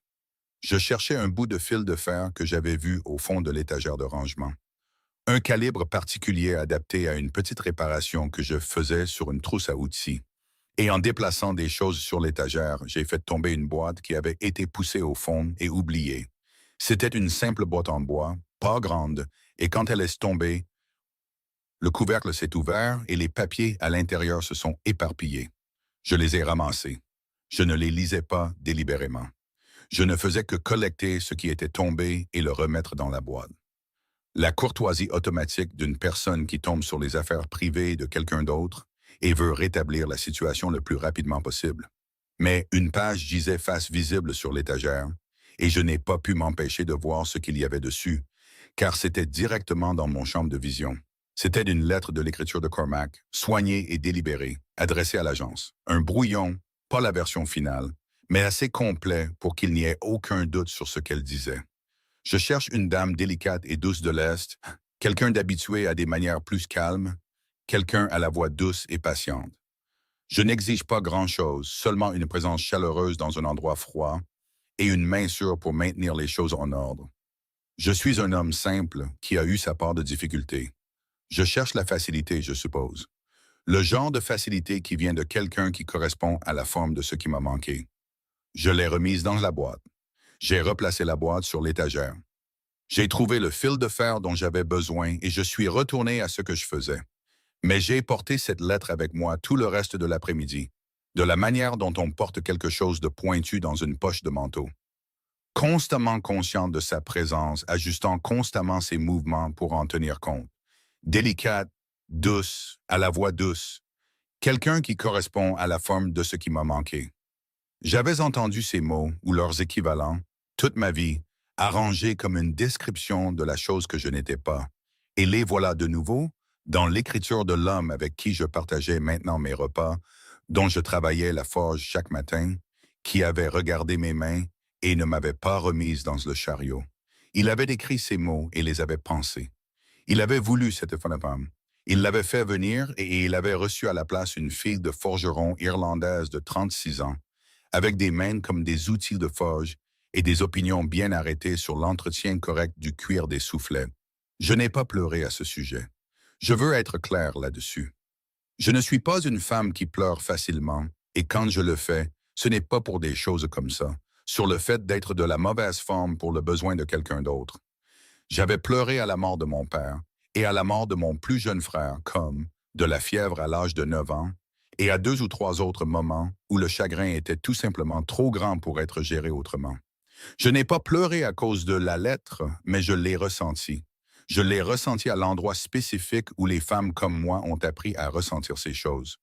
L'endroit qui a été au fil des ans meurtri jusqu'à une sorte de tendresse particulière par le contact répété avec la même variété de déception. Le message livré à nouveau que la version correcte d'une femme dans ce monde est l'autre genre. Le genre silencieux, le genre qui correspond à la forme qui a déjà été décidée. Je l'ai ressenti, puis j'ai fait ce que j'ai toujours fait avec les sentiments qui ne peuvent pas être résolus immédiatement. Je les ai mis quelque part à l'intérieur, de manière structurelle. Je les ai intégrés à l'architecture portante de mon fonctionnement quotidien et j'ai continué le travail. Mais je n'ai pas oublié la lettre. Je la portais encore de cette manière intérieure, le soir, 3 jours plus tard, quand Cormac a posé un petit panier de bois sur la table de la cuisine. Un petit panier, de la moitié de la taille de celui que j'avais l'habitude de ramener du tas de bois. Laissé là sans commentaire, comme s'il avait toujours eu cette idée, comme si le réduire était simplement d'une chose qui avait été décidée. J'ai regardé le panier. Je l'ai regardé. Il faisait quelque chose à l'autre bout de la table avec une lanière de cuir qui avait besoin d'être recousue, la tête penchée sur le travail, sans me regarder. J'ai dit, Cormac, il a dit, je peux porter le panier plein. Il a dit, je sais que tu peux. Il n'a pas levé les yeux. J'ai dit, alors pourquoi celui-ci est-il à moitié plein? Une pause. Il a posé la lanière.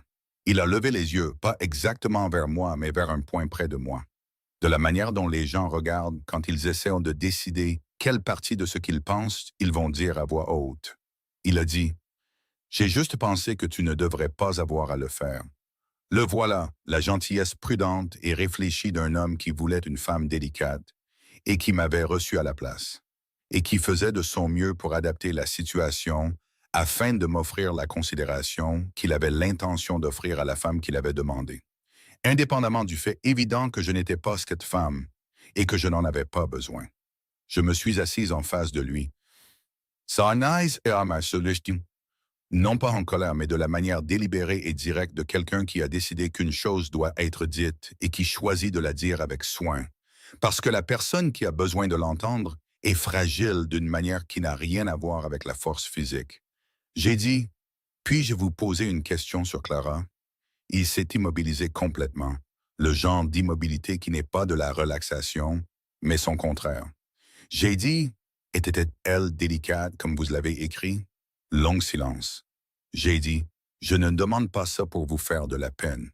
Je demande parce que je pense que vous avez essayé de prendre soin d'elle à travers moi, à travers chaque femme que vous avez côtoyée depuis qu'elle est partie. Et Cormac, je ne suis pas elle. Je n'ai pas besoin du petit panier. Mais je veux que vous compreniez quelque chose. J'ai regardé mes mains, grandes, cueilleuses, les mains de quelqu'un qui soulève des paniers pleins depuis l'âge de 12 ans. J'ai dit, cela ne veut pas dire qu'il n'y a rien dont j'ai besoin. Il m'a regardé alors pleinement, directement. Pas le regard cataloguant, ni l'évitement qui l'avait précédé. Le regard complet d'un homme à qui l'on vient de tendre une vérité inconfortable et qui décide s'il doit la poser ou s'y accrocher. J'ai vu sur son visage la chose qui bougeait derrière ses yeux, que j'avais vue auparavant sans pouvoir la nommer. Je pouvais la nommer maintenant. C'était le deuil, oui, mais plus spécifiquement, c'était le deuil d'un homme qui se blâmait pour quelque chose depuis 4 ans et qui avait construit toute sa vie subséquente autour de la gestion de ce blâme, de manière qui ressemblait à d'autres choses. Le sens pratique, l'organisation soignée. Le désir d'un certain type de femme qui aurait besoin d'être protégée pour qu'il puisse être la personne qui la protège, parce qu'il n'avait pas protégé Clara. Il l'avait dit une fois, brièvement, dans ses premières semaines difficiles. 3 phrases, plates et factuelles, de la manière dont il disait tout ce qui lui coûtait. Mais je l'avais compris plus complètement dans les jours qui ont suivi, assemblés à partir des petits morceaux. Elle était sortie dans le blizzard pour vérifier les chevaux. Il avait dit qu'il irait. Elle avait dit qu'elle s'en sortirait et il l'avait laissé partir. C'était le fardeau qu'il portait. Ce moment précis où il l'avait laissé partir. Toute l'organisation soignée de sa vie subséquente, le marteau lourd qui exigeait de la délibération, le petit panier pour quelqu'un qui n'en avait pas besoin. Tout était arrangé autour de ce seul moment. La tentative de construire une vie dans laquelle l'équivalent de ce moment ne pourrait plus se produire. Et me voilà, au milieu de cette architecture soigneusement construite, entièrement de la mauvaise forme pour tout cela. Il s'est levé et est sorti. Je suis resté à table un moment après que la porte se soit fermée. Puis je suis allé à la fenêtre et j'ai regardé en haut de la colline la forme sombre de la forge contre le ciel du soir, sa cheminée silencieuse, le feu de la journée éteint depuis longtemps. J'ai pensé à May sur le bateau, décrivant la solitude d'être vue comme un meuble. Et j'ai pensé à la robe sur le crochet derrière la porte, et à ce que cela signifiait qu'elle soit toujours là, et à quel genre de courage il faudrait pour la déplacer. Pas pour la jeter, juste pour la déplacer quelque part qui ne soit pas le premier endroit que l'on voit en entrant dans sa propre maison. J'ai pensé à la lettre dans la boîte sur l'étagère et j'ai pris une décision. Pas une décision dramatique. Pas le genre qui s'annonce avec des sons de trompette ou une clarté soudaine qui résout toutes les questions d'un coup. Le genre de décision silencieuse que l'on prend. De la manière dont on approche un morceau de fer à la bonne température, fermement, des 2 mains, sachant que la fenêtre de possibilité est limitée et que l'hésitation a ses propres coûts. J'ai décidé de rester, pas à cause de la forge, bien que la forge soit réelle et les enjeux réels, et que 60 jours soit une échéance sans flexibilité. Pas à cause du calcul pratique du Dr. Abernathy sur la situation juridique. Pas parce que je n'avais pas d'autres options, car j'en avais quelques-unes, bien qu'aucune ne soit particulièrement attrayante. J'ai décidé de rester parce que Cormac Daly avait regardé mes mains dans la rue de Denton Falls et ne m'avait pas remise dans le chariot. Parce qu'il avait fait de la place sur le siège du chariot. Parce qu'il avait dit que son père et mon père avaient dit la même chose sur les outils. Parce que sous toute la gestion soignée de son deuil et de sa culpabilité, il y avait un homme qui était vraiment doué pour le faire et vraiment perdu pour tout le reste. Et je comprenais ces 2 conditions de l'intérieur et je savais, avec la certitude de quelqu'un qui a passé sa vie à lire la température des choses, qu'il y avait ici quelque chose qui valait la chaleur nécessaire pour le travailler. Il est rentré 1 heure plus tard. Il ne s'est pas excusé et je ne m'y attendais pas. Il s'est assis en face de moi et il a dit, de la voix de quelqu'un qui a été dehors dans le froid à réfléchir à quelque chose. Clara n'était pas délicate. C'était l'une des femmes les plus capables que j'ai jamais connues. Elle pouvait faire la plupart des choses mieux que la plupart des hommes et elle ne faisait aucun effort particulier pour le cacher. Il a regardé ses mains, il a dit, « Je pense que j'ai écrit délicate parce que j'avais peur. Peur d'une femme capable qui pourrait décider d'aller vérifier les chevaux elle-même au lieu de me laisser le faire. Peur que si j'avais quelqu'un comme ça, je pourrais la perdre de la même manière. Parce que la perte de Clara, quand on en faisait le bilan, de bonne honnête, n'était pas due à sa fragilité. Elle n'était pas fragile. La perte de Clara, c'était ce moment où j'aurais pu y aller et où je ne l'ai pas fait. Silence. J'ai dit doucement, c'est la chose la plus honnête que vous ayez dite depuis mon arrivée. Il a dit, c'est probablement la chose la plus honnête que j'ai dite en 4 ans. Nous sommes restés avec ça un moment, tous les deux conscients que quelque chose venait de changer dans la structure de ce que nous construisions. Une poutre se mettant en place qui changeait la répartition de la charge de tout ce qui l'entourait. Il a dit, je ne suis pas sûr de ce que je fais ici, Bridget. J'ai dit, moi non plus, mais je pense que nous pourrions le faire ensemble, ce qui est un début. Il a presque souri. Pas tout à fait. Le fantôme d'un sourire, l'architecture d'un sourire sans l'expression achevée. Mais l'architecture était là, et c'était quelque chose que je n'avais pas vu auparavant. Cette nuit-là, tard, quand la cabane elle était silencieuse, j'ai entendu quelque chose dans la pièce principale. Je suis resté immobile et j'ai écouté. Rien de plus, juste le vent dehors et le ruisseau et le craquement du bois dans le froid.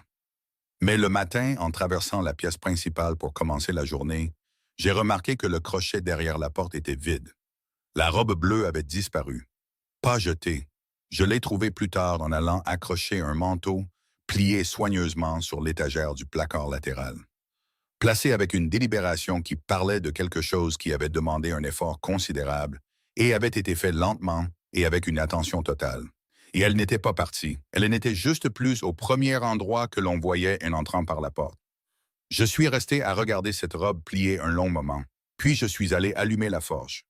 C'était un matin froid et le feu a mis du temps à prendre, comme le font les feux quand l'air est humide de neige à venir et que le charbon est à la température d'une pièce qui a été fermée toute la nuit. J'ai actionné le soufflet régulièrement, sans me presser, sans impatience, comme mon père me l'avait appris. Tu donnes au feu les conditions dont il a besoin et tu le laisses trouver sa propre force. Tu ne peux pas faire un feu plus vite que le feu n'est prêt à se faire. Tu peux seulement fournir les bonnes circonstances et prêter attention. J'étais à genoux près de l'âtre, actionnant le soufflet quand je l'ai entendu sur la passerelle. Ces pommes étaient déjà devenus familiers de la manière dont les choses deviennent familières quand on y prête une attention particulière. Le rythme et le poids particulier, la façon dont il s'arrêtait brièvement à la porte de la forge, de la même manière que les miens le premier matin. La demi-seconde d'immobilité avant que le loquet ne se lève. Il est entré, il m'a vu près de l'âtre, il est allé à l'enclume, il a ramassé son marteau. Nous n'avons pas parlé. Le feu a pris entre nous, lentement, puis tout d'un coup, et la forge s'est remplie de sa chaleur particulière. Et dehors, la montagne commençait sa matinée de la manière tranquille et complète que les montagnes ont, sans référence aux petites préoccupations des gens disposés sur ces pentes. J'ai pensé à ce que le docteur Abernethy avait dit sur la prairie qui connaît la différence entre ce que l'on demande et ce dont on a besoin. Je n'étais pas sûr de croire que la prairie avait des opinions. Je l'avais dit. Mais je commençais à penser que si la prairie avait des opinions ce matin particulier, dans cette forge particulière, avec le feu qui montait proprement, et le marteau qui trouvait son rythme, et la neige qui commençait à tomber, silencieuse et déterminée, à l'extérieur des hautes fenêtres, l'opinion de la prairie et la mienne n'étaient peut-être pas des choses entièrement différentes. Nous avions 53 jours. Il y avait du travail à faire. J'ai ramassé les tenailles et je me suis tourné vers le feu. Et quelque part derrière moi, régulier, délibéré et exactement juste, le marteau s'est abattu sur le fer. La neige est arrivée pour de bon le 12e jour. Pas la neige hésitante et exploratoire du début d'octobre qui arrive, se retire et revient comme si elle était incertaine de son accueil. Mais la neige engagée d'une montagne qui a pris sa décision, tombant de la manière droite et déterminée particulière aux chutes de neige en haute altitude qui n'ont pas de vent derrière elles et n'en ont pas besoin. Son poids suffisant à lui seul pour changer le caractère de tout ce qu'elle touche. Je me tenais à la porte de la forge ce matin-là et je la regardais tomber. Et je sentais, de la manière spécifique dont les gens qui ont passé leur vie à un travail physique sentent le temps, non seulement comme une température et une visibilité, mais comme un ensemble d'implications pratiques nécessitant une réflexion immédiate et attentive. La commande de bois devait être terminée avant que la route vers l'Est ne devienne impraticable. L'approvisionnement en charbon devait être évalué par rapport à la durée de l'hiver que Cormac anticipait. La passerelle couverte entre la cabane et la forge avait une section de toiture qui avait été rapiécée et qui nécessiterait une attention avant que la charge de neige ne devienne sérieuse. Je faisais cette liste dans ma tête, debout à la porte, mon souffle faisant ses petits nuages dans l'air froid, quand Cormac est apparu à côté de moi. Il est resté à regarder la neige un moment. Puis il a dit, 3 semaines d'avance cette année. J'ai dit, le toit de la passerelle va-t-il tenir? Il m'a regardé. Puis il a regardé la passerelle, puis de nouveau la neige. Il a dit, la section du milieu. Je l'ai rapiécée en août, mais je n'étais beau satisfait du rapiéçage. J'ai dit, j'aurais besoin de bois, de clous et de quelqu'un pour tenir l'échelle. Il a dit, je peux tenir l'échelle. J'ai dit, vous êtes plus lourd que moi et un meilleur forgeron. Vous devriez finir les crochets de la commande, je ferai le toit. Une pause. La pause d'un homme qui calculait l'arithmétique de cet arrangement et trouvait à contre-cœur qu'il était correct, tout en naviguant simultanément dans la partie de lui-même qui s'opposait à la conclusion pour des raisons qui n'avaient rien à voir avec l'arithmétique. Il a dit, ça va être glissant là-haut. J'ai dit, j'ai grandi sur une côte. Tout est glissant. Je me débrouillerai. Une autre pause, plus courte cette fois.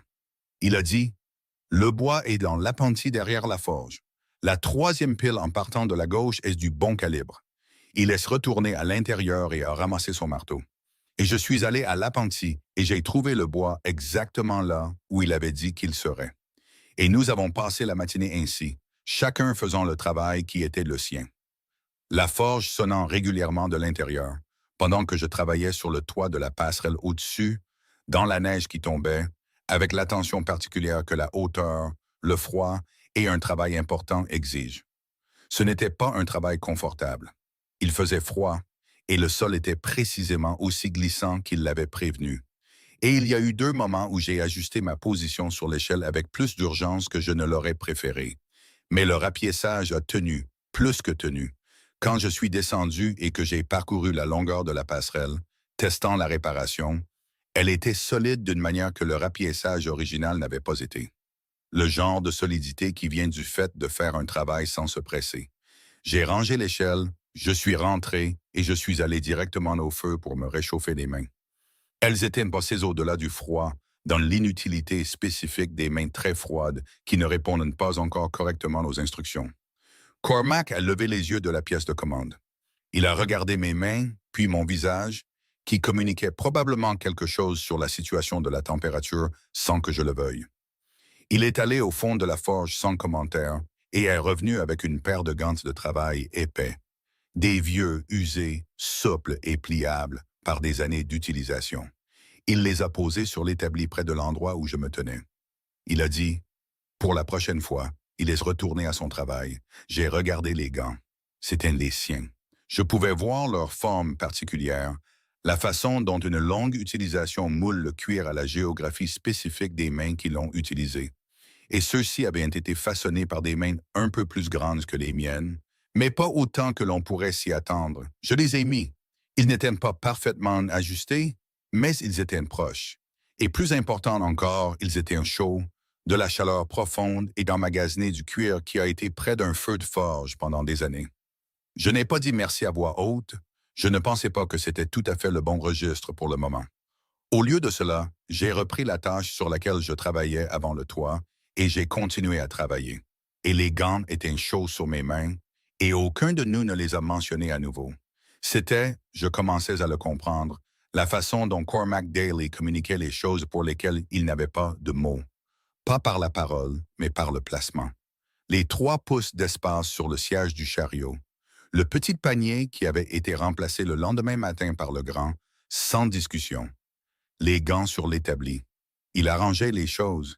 Il positionnait des objets, ajustait des espaces et faisait de la place dans le monde physique, pour des choses pour lesquelles il ne pouvait pas encore faire de place dans le monde parlé. J'ai trouvé cela de manière inattendue, un langage que je parlais couramment. Dans la forge de mon père, nous avions fonctionné sur des principes similaires. Dai n'était pas un homme articulé au sens conventionnel du terme. Il ne narrait pas ses sentiments, ni ne discutait de sa vie intérieure. Il exprimait les choses par le travail, par la façon dont il positionnait un outil pour que vous le trouviez, par la commande particulière qu'il choisissait de vous enseigner lorsque vous étiez prêt pour un nouveau niveau de difficulté, par la pièce qu'il fabriquait pour vous sans explication et laissait sur la table pour que vous la découvriez. J'avais grandi en lisant ce langage et en le parlant en retour. Et je n'avais, jusqu'à mon arrivée dans la forge de Cormac Daly, trouvé personne d'autre qui l'utilisait. Les crochets de la commande ont été terminés le 14e jour, avant la date limite, avant que la route de l'Est ne devienne impraticable. Cormac les a chargés lui-même sur le chariot et je l'ai aidé à les couvrir contre la neige.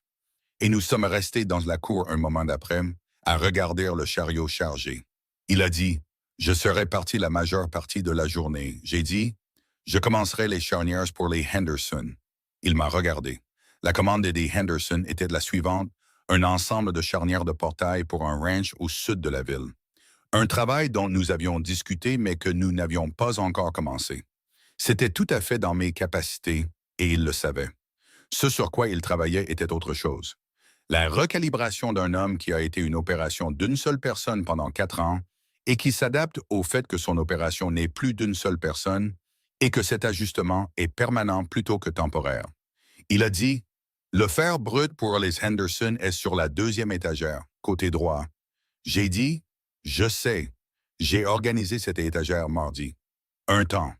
Il a dit, « D'accord. » Il est monté sur le chariot. Les chevaux se sont mis en mouvement.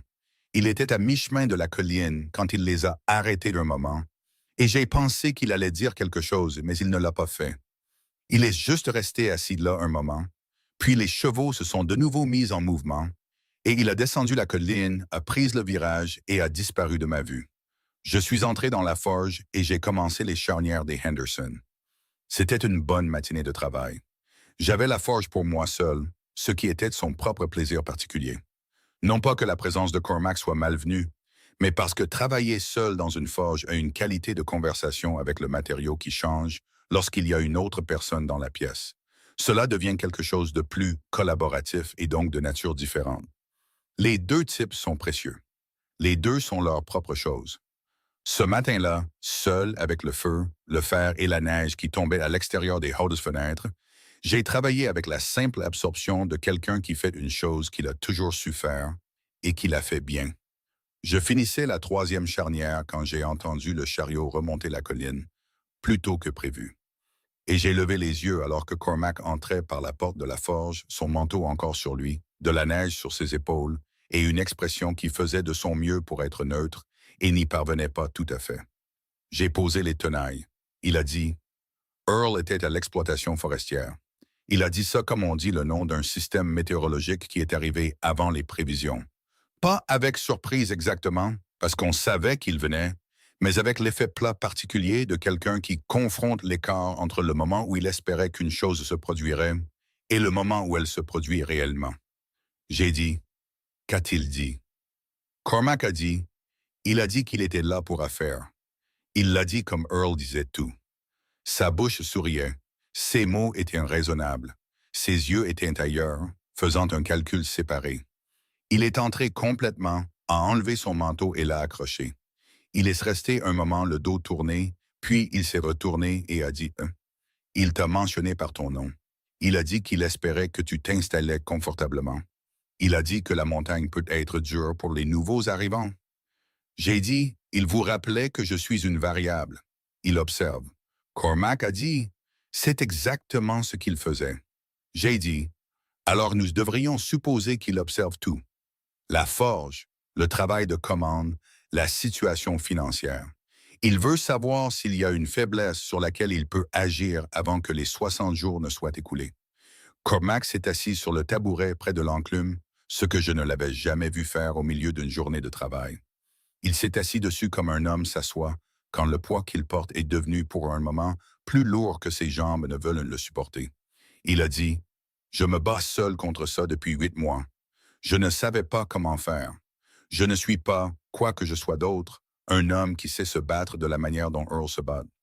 Il utilise le papier, le langage et le genre de patience particulier que les gens avec de l'argent utilisent quand ils peuvent se permettre d'attendre plus longtemps que la personne qu'ils attendent. J'ai dit, c'est son avantage et sa limite, les deux. On peut répondre au papier par du papier. Il m'a regardé. J'ai dit, le docteur m'a dit que la note originale indiquait 400 $. Vous avez dit que vous aviez trouvé une page partielle dans les papiers de votre père. Où sont le reste des papiers de votre père? Cormac a dit, dans la boîte sous le plancher. Ce que j'ai trouvé n'était qu'une page de ce qui aurait dû en être deux. J'ai dit, y a-t-il un autre endroit où votre père gardait des documents? Un deuxième emplacement, quelque chose qu'il aurait pu donner à quelqu'un en lieu sûr. Cormac a réfléchi.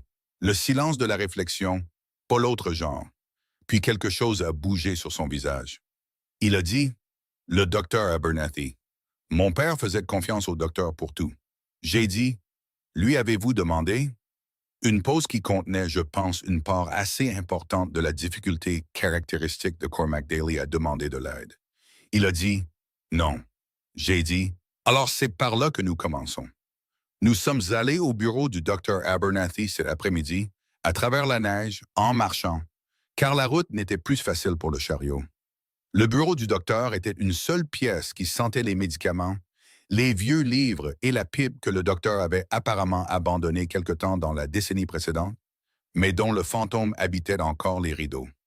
Le docteur lui-même était à son bureau, sa plume se déplaçant dans la petite écriture compressée d'un homme qui avait passé 40 ans à faire tenir l'historique médical de tout un comté sur n'importe quel papier qui lui tombait sous la main.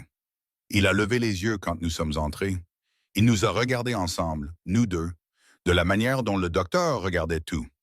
Complètement, immédiatement et sans prétendre qu'il faisait autrement. Il a dit, « Asseyez-vous tous les deux. » Nous nous sommes assis. Cormac lui a raconté ce que j'avais demandé au sujet des papiers de son père. Quand il a fini, le docteur est resté silencieux un moment.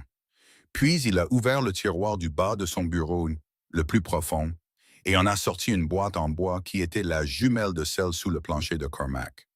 Les mêmes dimensions, la même construction simple. Il l'a posée sur le bureau entre nous. Il a dit, « Votre père m'a donné ça en lieu sûr pendant l'hiver de 83. Il a dit qu'il ne lui faisait pas confiance dans la cabane parce que Clara était malade cet hiver-là. Pas sérieusement, mais assez pour qu'il y ait beaucoup d'allées et venues. Et Seamus Daly était un homme qui croyait qu'il fallait garder certaines choses en lieu sûr pendant les périodes incertaines. » Cormac a regardé la boîte.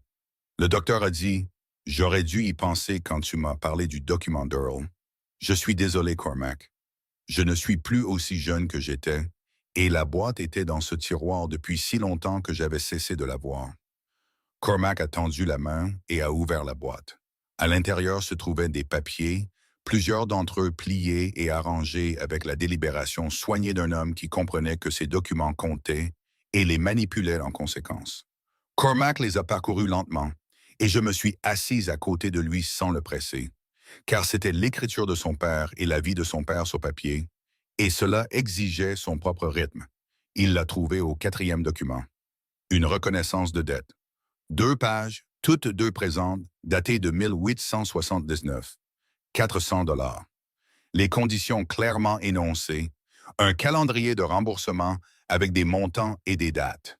Et en bas, la signature d'un témoin. Theodore Marsh, notaire, Denver. Cormac la tenait très immobile. Je me suis penché et je l'ai regardé attentivement. L'encre était vieille, mais parfaitement lisible. La signature était claire. Les conditions étaient sans ambiguïté. J'ai dit, « Est-ce que la signature que le docteur a mentionnée? » Theodore Marsh.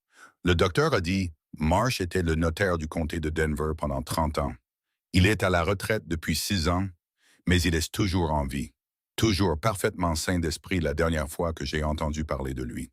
J'ai dit, alors ce document, avec une déclaration de Marsh confirmant la signature, tient tête à tout ce que Earl Hutchins a produit. Le docteur m'a regardé par-dessus ses lunettes. Il a dit, « C'est exact, à condition que nous puissions le présenter aux bonnes personnes avant que Earl n'agisse sur la dette. » J'ai dit, « Combien de temps avons-nous? » Le docteur a dit, « Si mon calcul est bon, 38 jours. » Cormac a posé le document sur le bureau du docteur. Il l'a regardé un long moment. Puis il m'a regardé, le regard plein, direct, pas celui qui catalogue, ni celui qui gère prudemment, mais celui en dessous de tout ça, celui qui a été simplement honnête. Il a dit, vous avez posé la bonne question sur les autres endroits où mon père gardait des choses. J'ai dit, quelqu'un devait le faire. Le docteur s'est raclé la gorge de la manière douce et spécifique d'un homme qui a été témoin d'un moment et choisi de ne pas le commenter directement. Il a dit, j'écrirai à Marsh ce soir. Maintenant, il y a autre chose que vous devez savoir, et j'ai essayé de trouver le bon moment pour vous le dire, et je pense que ce moment est probablement maintenant. Pendant que vous êtes tous les deux assis dans mon bureau et que le document est devant nous, nous l'avons regardé. Le docteur a dit, Earl Hutchins n'a pas obtenu cette reconnaissance de dette gonflée par des moyens légaux ordinaires. J'ai des raisons de croire que le document qu'il présente n'a pas été créé récemment. Je crois qu'il a été créé sur une période de plusieurs années. Des ajustements faits progressivement, assez petits à chaque étape pour être niables. Ce qui signifie qu'Earl planifie cela depuis plus longtemps que vous ne le savez, Cormac. Il a attendu le bon moment, le bon ensemble de circonstances. Cormac a dit, le bon moment étant quand j'étais seul et pas en état de regarder attentivement les documents. Le docteur a dit, oui. Le mot a atterri dans la pièce et y est resté. J'ai regardé le visage de Cormac. Il affichait cette colère contrôlée que je reconnaissais maintenant, cette qualité spécifique d'immobilité absolue qu'il maintenait lorsque la colère était la plus présente. Ses mains étaient à plat sur ses genoux. Sa mâchoire était serrée. Il regardait d'un point sur le bureau du docteur, quelque part à gauche du document, pas le document lui-même. Je n'ai rien dit. Parfois, la seule chose juste à faire est de laisser un homme être immobile un moment et de ne pas remplir le silence avec quoi que ce soit. Après un moment, il a dit doucement, « Il a attendu que Clara soit partie. Il a attendu que je sois au plus bas. Et puis il a agi. » Le docteur a dit, « C'est ma conviction, oui. » Cormac a dit, « Et si je n'avais pas écrit à l'agence, si Bridget n'était pas venue? » Le docteur a dit, « Je pense que tu connais la réponse à ça. » Un autre long silence. Puis Cormac a ramassé le document sur le bureau du docteur, l'a soigneusement plié le long de ses plis d'origine et l'a mis à l'intérieur de son manteau, près de sa poitrine. Il s'est levé. Il a dit, « Écris à Marsh ce soir, docteur, et merci d'avoir gardé ça. » Le docteur a dit, « Ton père était un homme bon. Garder ses affaires en sécurité n'était pas une corvée. » Nous avons remonté la colline à travers la neige, Cormac et moi, sans parler. La neige s'était calmée en quelque chose de plus léger, tombant toujours, mais sans l'engagement antérieur. Et la lumière s'en allait de la manière particulière dont elle le fait les soirs de montagne au début de l'hiver, rapidement et complètement. Le jour ne finissant pas tant qu'il n'était pas retiré. À mi-chemin de la colline, Cormac a dit, sans préambule ni transition, comme s'il continuait une conversation qui se déroulait en lui et qui venait d'atteindre le point de nécessiter une expression extérieure. « Je te dois quelque chose que je ne suis pas sûr de savoir comment dire. » J'ai dit, « Vous ne me devez rien. » Il a dit, « Tu as demandé où mon père gardait d'autres choses. » J'avais cette boîte à l'esprit depuis 2 ans et je n'étais pas allé demander au docteur parce que je m'étais convaincu qu'il n'y avait rien dedans. Parce qu'il était plus facile de croire qu'il n'y avait rien dedans que d'aller voir, de trouver qu'il n'y avait rien dedans et de voir la dernière possibilité se refermer. J'ai dit, « Je sais. » Il a dit, « Tu savais ça et tu as demandé quand même. » J'ai dit, « Vous aviez cessé de demander. » Quelqu'un devait recommencer. Il s'est arrêté de marcher. Je me suis arrêté à côté de lui. Nous étions debout sur la colline dans la neige, la forge au-dessus de nous, la ville en dessous, et les montagnes très proches et très certaines de tous les côtés. Et il m'a regardé avec l'expression que j'attendais depuis mon arrivée et que je n'étais pas sûr de voir. Celle où tout le catalogage, la gestion prudente et le deuil organisé se retiraient d'un moment, et l'homme lui-même était simplement présent sur son propre visage. Il a dit, « Je ne sais pas encore ce que c'est, ce que nous sommes. Je veux être honnête avec toi à ce sujet, parce que je pense que tu mérites l'honnêteté plus que tu ne mérites le confort. » J'ai dit, « Je suis entièrement d'accord avec ça. » Il a dit, « Mais je pense que tu es peut-être la personne la plus utile que j'ai jamais rencontrée, et je le dis comme le plus grand compliment que je sache donner. » Je l'ai regardé un moment. Puis j'ai dit, « Cormac Daly, c'est la chose la plus utile que l'on m'ait jamais dite. Nous sommes restés là à un autre moment, tous les deux conscients que quelque chose avait été dit qui ne pouvait être retiré et que c'était correct. Que cela devait être dit, que le fait de le dire avait changé la répartition du poids de tout ce qui l'entourait. Puis j'ai dit, les charnières des Henderson ont besoin d'une deuxième chauffe le matin. Il a dit, la troisième charnière est légèrement trop large, j'ai remarqué. J'ai dit, j'ai remarqué aussi. J'allais le corriger demain. Il a dit, je sais. Je ne commentais pas, j'observais seulement. Nous sommes remontés sur la colline sans parler. Il a couvert le feu. Je l'ai regardé faire. Aucun de nous n'a dit un mot de plus sur ce qui s'était passé entre nous sur le flanc de la colline. Nous n'en avions pas besoin. C'était déjà dans la pièce. C'est May qui a tout changé. Et elle est venue un matin où Earl était dans la ville voisine pour une réunion d'affaires. Et elle avait, pour une fois, une partie de sa journée non comptabilisée. Je l'ai vu monter la colline depuis la fenêtre de la forge, où je travaillais seul. Cormac étant parti au pâturage sud pour s'occuper d'un problème de clôture que la neige avait révélé. Elle marchait rapidement, pas le rythme tranquille d'une visite sociale, et elle ne portait rien. Pas de panier, pas de colis, rien qui n'expliquerait la visite à quiconque regardait. Cela m'a dit que la visite n'était pas destinée à être expliquée à quiconque regardait. Je suis allé à sa rencontre à la porte de la forge. Elle avait l'air différente du bateau. C'était de la même femme, les mêmes vêtements soignés et le même visage composé, mais quelque chose dans la composition avait changé. Sur le bateau, elle avait l'air d'une femme qui avait fait de la paix avec un certain type de contrainte et la gérait avec dignité. Maintenant, elle avait l'air d'une femme qui avait reconsidéré cette paix depuis un certain temps et était arrivée, entre-temps, à une conclusion différente.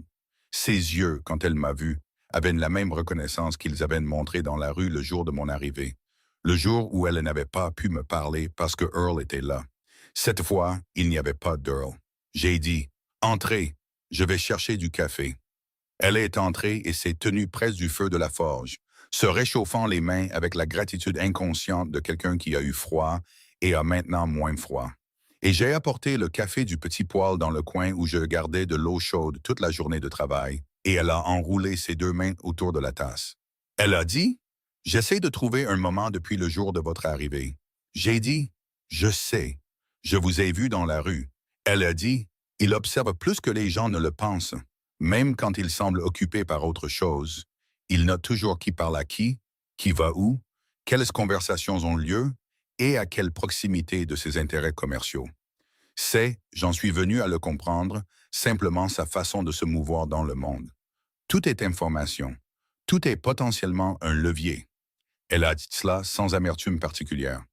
De la manière dont on décrit un modèle météorologique avec lequel on vit depuis assez longtemps pour que la description ait remplacé l'émotion. J'ai dit, « Depuis combien de temps êtes-vous au courant de la reconnaissance de dette? » Elle a dit, « J'ai trouvé l'original dans ses papiers il y a 2 ans. Je ne le cherchais pas. Je cherchais notre certificat de mariage parce que j'en avais besoin pour une affaire juridique concernant la propriété de ma propre famille. Et j'ai trouvé ce que j'ai trouvé. J'ai immédiatement compris ce que c'était. J'ai compris ce que cela signifiait. J'ai dit, « Et vous l'avez gardé? » Elle m'a regardé par-dessus sa tasse de café. Elle a dit, « Je garde beaucoup de choses depuis de très nombreuses années, Bridget. C'est une compétence que j'ai développée tôt et sur laquelle j'ai peut-être trop compté. » Elle a posé la tasse. Elle a dit, « J'ai fait une copie du document il y a 2 ans. Je l'ai faite avec soin, complètement, y compris les signatures des témoins et les conditions originales. Je l'ai gardée. Je ne savais pas quoi en faire. Je ne savais pas s'il y avait quelque chose à en faire, ou si j'avais le droit de faire quoi que ce soit, ou si le fait de faire quoi que ce soit créerait des conséquences que je n'étais pas prête à gérer. » Elle a ouvert son manteau. À l'intérieur, plié dans une poche qui avait été cousue dans la doublure, le genre de poche intérieure qu'une femme se fait quand elle a besoin de porter quelque chose qu'elle ne peut pas se permettre de se faire trouver, il y avait un bout de papier. Elle l'a posé sur l'établi entre nous. Je ne l'ai pas encore touché. Je l'ai regardé. Elle a dit, « Je vous ai vu arriver. Je vous ai regardé soulever cette malle. Et j'ai pensé à notre conversation sur le bateau, sur le fait de rester quelque part où l'on sait déjà quoi penser de vous. Et j'ai pensé, voici une femme qui ne reste pas quand rester est une erreur.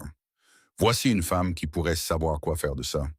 J'ai dit, mais vous savez ce qu'il fera s'il découvre que vous m'avez donné ça? Elle a dit, oui. Le mot était simple et complet et contenait en lui beaucoup de choses qui avaient déjà été décidées avant qu'elle ne monte cette colline. J'ai dit, où irez-vous si ça en arrive là? Elle a dit, j'ai une sœur à Denver. Je ne lui ai pas parlé depuis 4 ans parce que Earl la considérait comme une mauvaise influence. Ce par quoi il entendait qu'elle avait des opinions, les exprimait et ne les ajustait pas particulièrement en fonction de qui était dans la pièce. Elle a presque souri. Elle a dit, j'en suis récemment venu à considérer cela comme une recommandation plutôt qu'un avertissement. J'ai tendu la main et j'ai ramassé le document. Je l'ai déplié avec soin et l'ai lu complètement. Chaque ligne, les conditions, les dates, les chiffres et la signature de Theodore Marsh en bas.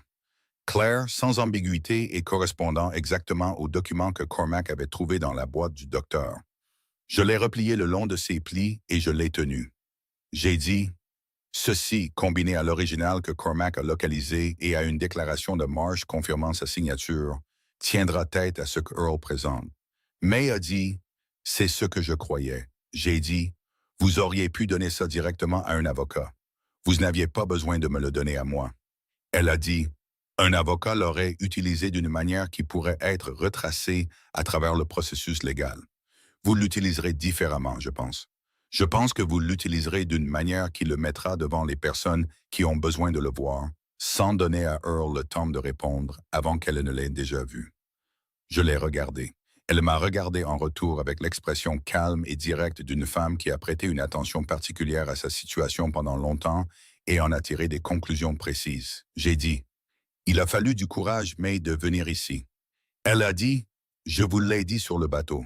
Je pense qu'être assez fatiguée et être assez courageuse, c'est peut-être la même chose. Elle a fini son café. Elle s'est levée et a boutonné son manteau.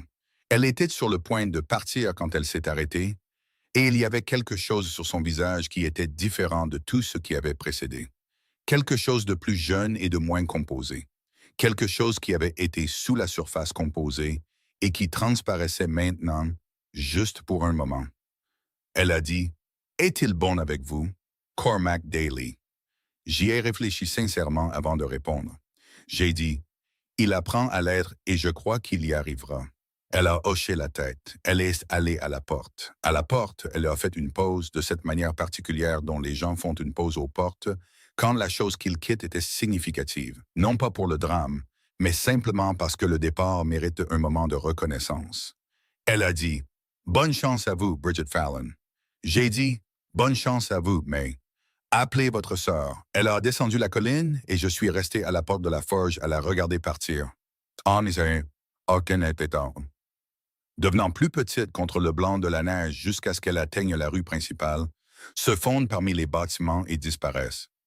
J'ai regardé le document dans ma main, puis je l'ai mis dans mon propre manteau, dans la poche intérieure où il ne serait pas trouvé sans intention, et je suis retourné aux charnières des Henderson. J'ai tout raconté à Cormac ce soir-là.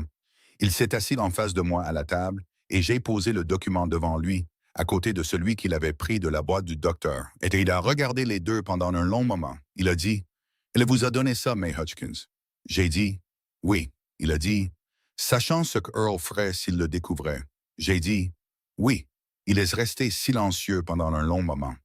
Il a regardé les deux documents côte à côte, l'original et la copie soignée de May, identiques dans tous les détails matériels.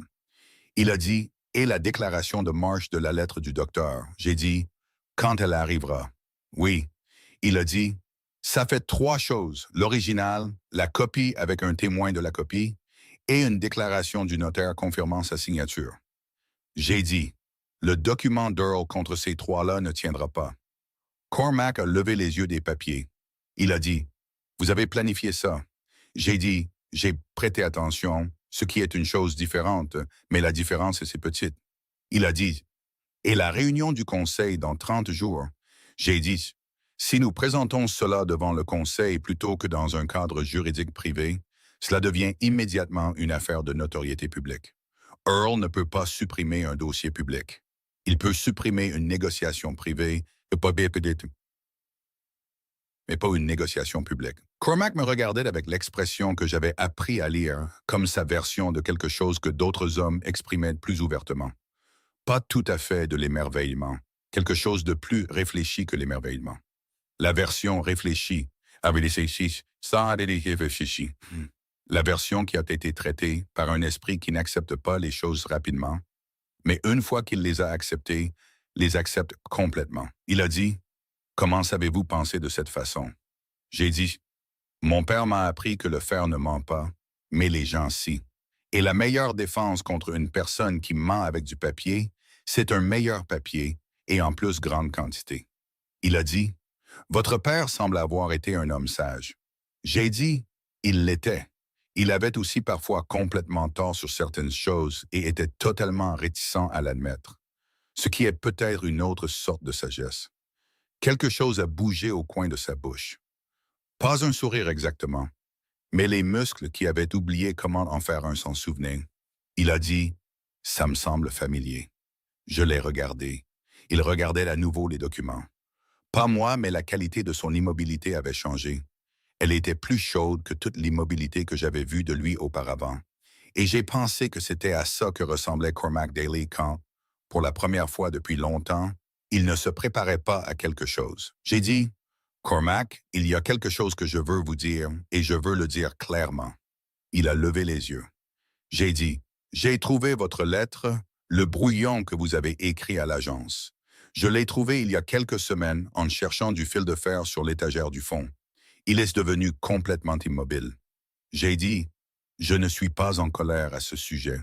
Je vous le dis parce que je pense que nous avons fait quelque chose dans cette maison et cette forge qui mérite l'honnêteté comme fondation. Et l'honnêteté signifie que je vous dis que je l'ai trouvé et que je vous dis ce que j'ai ressenti à ce sujet. » Il a dit très doucement, « Qu'avez-vous ressenti? » J'ai dit, « J'ai ressenti ce que je ressens toujours quand je lis une liste des choses que je ne suis pas. La version spécifique de la fatigue qui vient du fait d'être de la mauvaise forme dans un monde qui a déjà décidé de la forme qu'il voulait. Il n'a pas détourné le regard. Je lui avais donné une ouverture pour détourner le regard et il ne l'a pas prise. J'ai dit, mais j'ai aussi ressenti autre chose. J'ai senti que l'homme qui a écrit ces mots et l'homme qui a regardé mes mains dans la rue et ne m'a pas remise dans le chariot n'étaient pas entièrement le même homme. Et que la distance entre eux était quelque chose que je pourrais peut-être respecter. Silence, il a dit, l'homme qui a écrit ces mots, je pense que c'était un homme qui avait peur, qui essayait de construire une situation dans laquelle la chose spécifique dont il avait le plus peur ne pouvait pas se produire. J'ai dit, je sais, j'ai compris ça.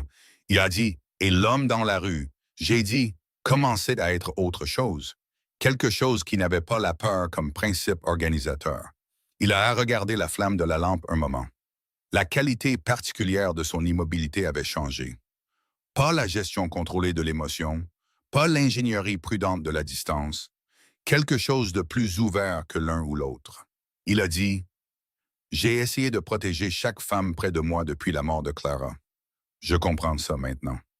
Je comprends que ce n'est pas de la protection, exactement. C'est la gestion de ma propre terreur. Vous m'avez dit ça il y a des semaines, et je suis sorti, je suis resté dans le froid, et j'étais en colère à ce sujet. Puis je suis rentré et j'y ai pensé pendant longtemps, et vous aviez raison. J'ai dit, je sais que j'avais raison. Je n'ai pas été douce en le disant. Il a dit, non, mais tu es honnête, et j'ai eu beaucoup de douceur au cours des 4 dernières années, et rien de tout cela n'a particulièrement aidé. Il a fait une pause. L'honnêteté est meilleure, même quand elle est froide. Dehors, la neige avait recommencé, plus légère maintenant, le genre de neige de fin de soirée qui est plus une atmosphère qu'une météo. La lampe formait un cercle de chaleur autour de la table, et au-delà, la pièce était dans une ombre confortable. J'ai dit, « Je vais vous poser une question, et j'ai besoin que vous y répondiez honnêtement, de la manière dont vous venez de dire que vous préférez l'honnêteté. » Il a dit, « Demande. » J'ai dit, « Quand tout cela sera résolu, quand Earl Hutchins aura eu sa réponse, que la forge sera en sécurité et que les 60 jours seront derrière nous, que voulez-vous que cela devienne? » Il m'a regardé pendant un long moment, le genre de long moment qui n'est pas de l'hésitation, mais une véritable considération, le genre qui prend la question assez au sérieux pour s'asseoir avec elle avant de répondre. Il a dit, « Je veux que ce soit ce que ça a été en train de devenir, quoi que ce soit. Je suis conscient que je n'ai pas été particulièrement transparente à ce sujet. Je suis conscient que je ne vous ai pas facilité la tâche de savoir ce que je pense ou ressens, parce que j'ai passé 4 ans à ne pas savoir ce que je pense ou ressens. Et je suis devenu assez bon pour le dissimuler. J'ai dit, « Vous êtes un peu plus lisible que vous ne le croyez pour quelqu'un qui prête attention. » Il a dit, « Vous avez prêté attention. » J'ai dit, « C'est ce que je fais. Le faire, les gens, les situations. Je l'ai appris jeune et je n'ai jamais arrêté. » Il a dit, « Je sais. » Il a regardé ses mains sur la table. C'étaient des mains de forgeron, des mains de veuf et 4 ans de matin solitaire, tout cela écrit sur la même peau. J'ai regardé aussi, à ma façon, qui n'est pas bruyante et n'est probablement pas évidente, mais je veux que tu saches que ça n'a pas été rien. J'ai dit, ça a été suffisant. Il a levé les yeux. J'ai dit, les gants, le panier plein, la façon dont vous tenez l'échelle pour qu'elle ne bouge pas du tout quand je suis dessus, la façon dont vous avez ajusté votre position à l'enclume ce premier matin pour tenir compte d'une deuxième personne dans l'espace. Ces choses sont expressives, Cormac. Elles sont juste exprimées dans un langage que la plupart des gens ne savent pas lire. Il a dit, « Tu le lis. » J'ai dit, « Mon père le parlait. J'ai grandi en le parlant couramment. » La lampe a vacillé une fois dans un courant d'air venu de quelque part et s'est stabilisée à nouveau. Dehors, la neige continuait sa descente silencieuse et déterminée sur la montagne. Il a dit, « Bridget. » J'ai dit, « Oui. » Il a dit, « Quand ce sera fini, quand Earl aura eu sa réponse et que la forge sera libre. J'aimerais te demander quelque chose correctement. Pas comme un arrangement, une stratégie juridique ou une solution pratique à un problème pratique. » Je l'ai regardé. Le visage qui avait si peu révélé pendant si longtemps et qui révélait quelque chose maintenant, avec soin et avec l'attention totale d'un homme qui a décidé que cette porte particulière est une porte qu'il va ouvrir plutôt que de gérer à distance de sécurité. J'ai dit, « Quand le moment viendra, demande. » Il a hoché la tête une fois, de la manière dont il hochait la tête pour les choses qui étaient réglées. Nous sommes restés un moment de plus à la table, avec la lampe entre nous et la neige dehors, et les documents avec leur importance accumulée posés là, à côté des tasses de café. Et aucun de nous n'a dit un mot de plus ce soir-là, parce que rien de plus n'avait besoin d'être dit. Le feu dans la forge était couvert mais pas éteint. Il serait prêt le matin. Et dans 30 jours, dans une salle du conseil à Denton Falls, Colorado, 2 femmes qui s'étaient rencontrées sur un bateau dans l'Atlantique et un homme qui avait passé 4 ans à apprendre à la dure que les choses que l'on demande et les choses dont on a besoin ne sont pas toujours le même article. Nous allions entrer dans une pièce, poser 3 morceaux de papier sur une table et tout allait changer. Mais ça, c'est la partie de l'histoire qui vient ensuite. Pour l'instant, il n'y avait que ça. La lampe, la neige, la chaleur de la forge couverte au-dessus de nous sur la colline. Et 2 personnes à une table qui étaient arrivées à un endroit qu'aucune d'elles n'avait su chercher et dont elles avaient toutes deux, à leur manière, eu besoin plus qu'elles ne le savaient. 30 jours. J'avais parcouru 3000 miles pour une vie qui avait de la place pour moi. Je ne m'attendais pas à la trouver. Je ne m'attendais pas à lui. Mais la forge était chaude, les documents étaient sur la table, et Cormac Daly venait de me dire qu'il avait l'intention de me demander quelque chose correctement quand le moment viendrait. J'avais attendu toute ma vie une question plus difficile que ça. Je pouvais bien attendre 30 jours de plus.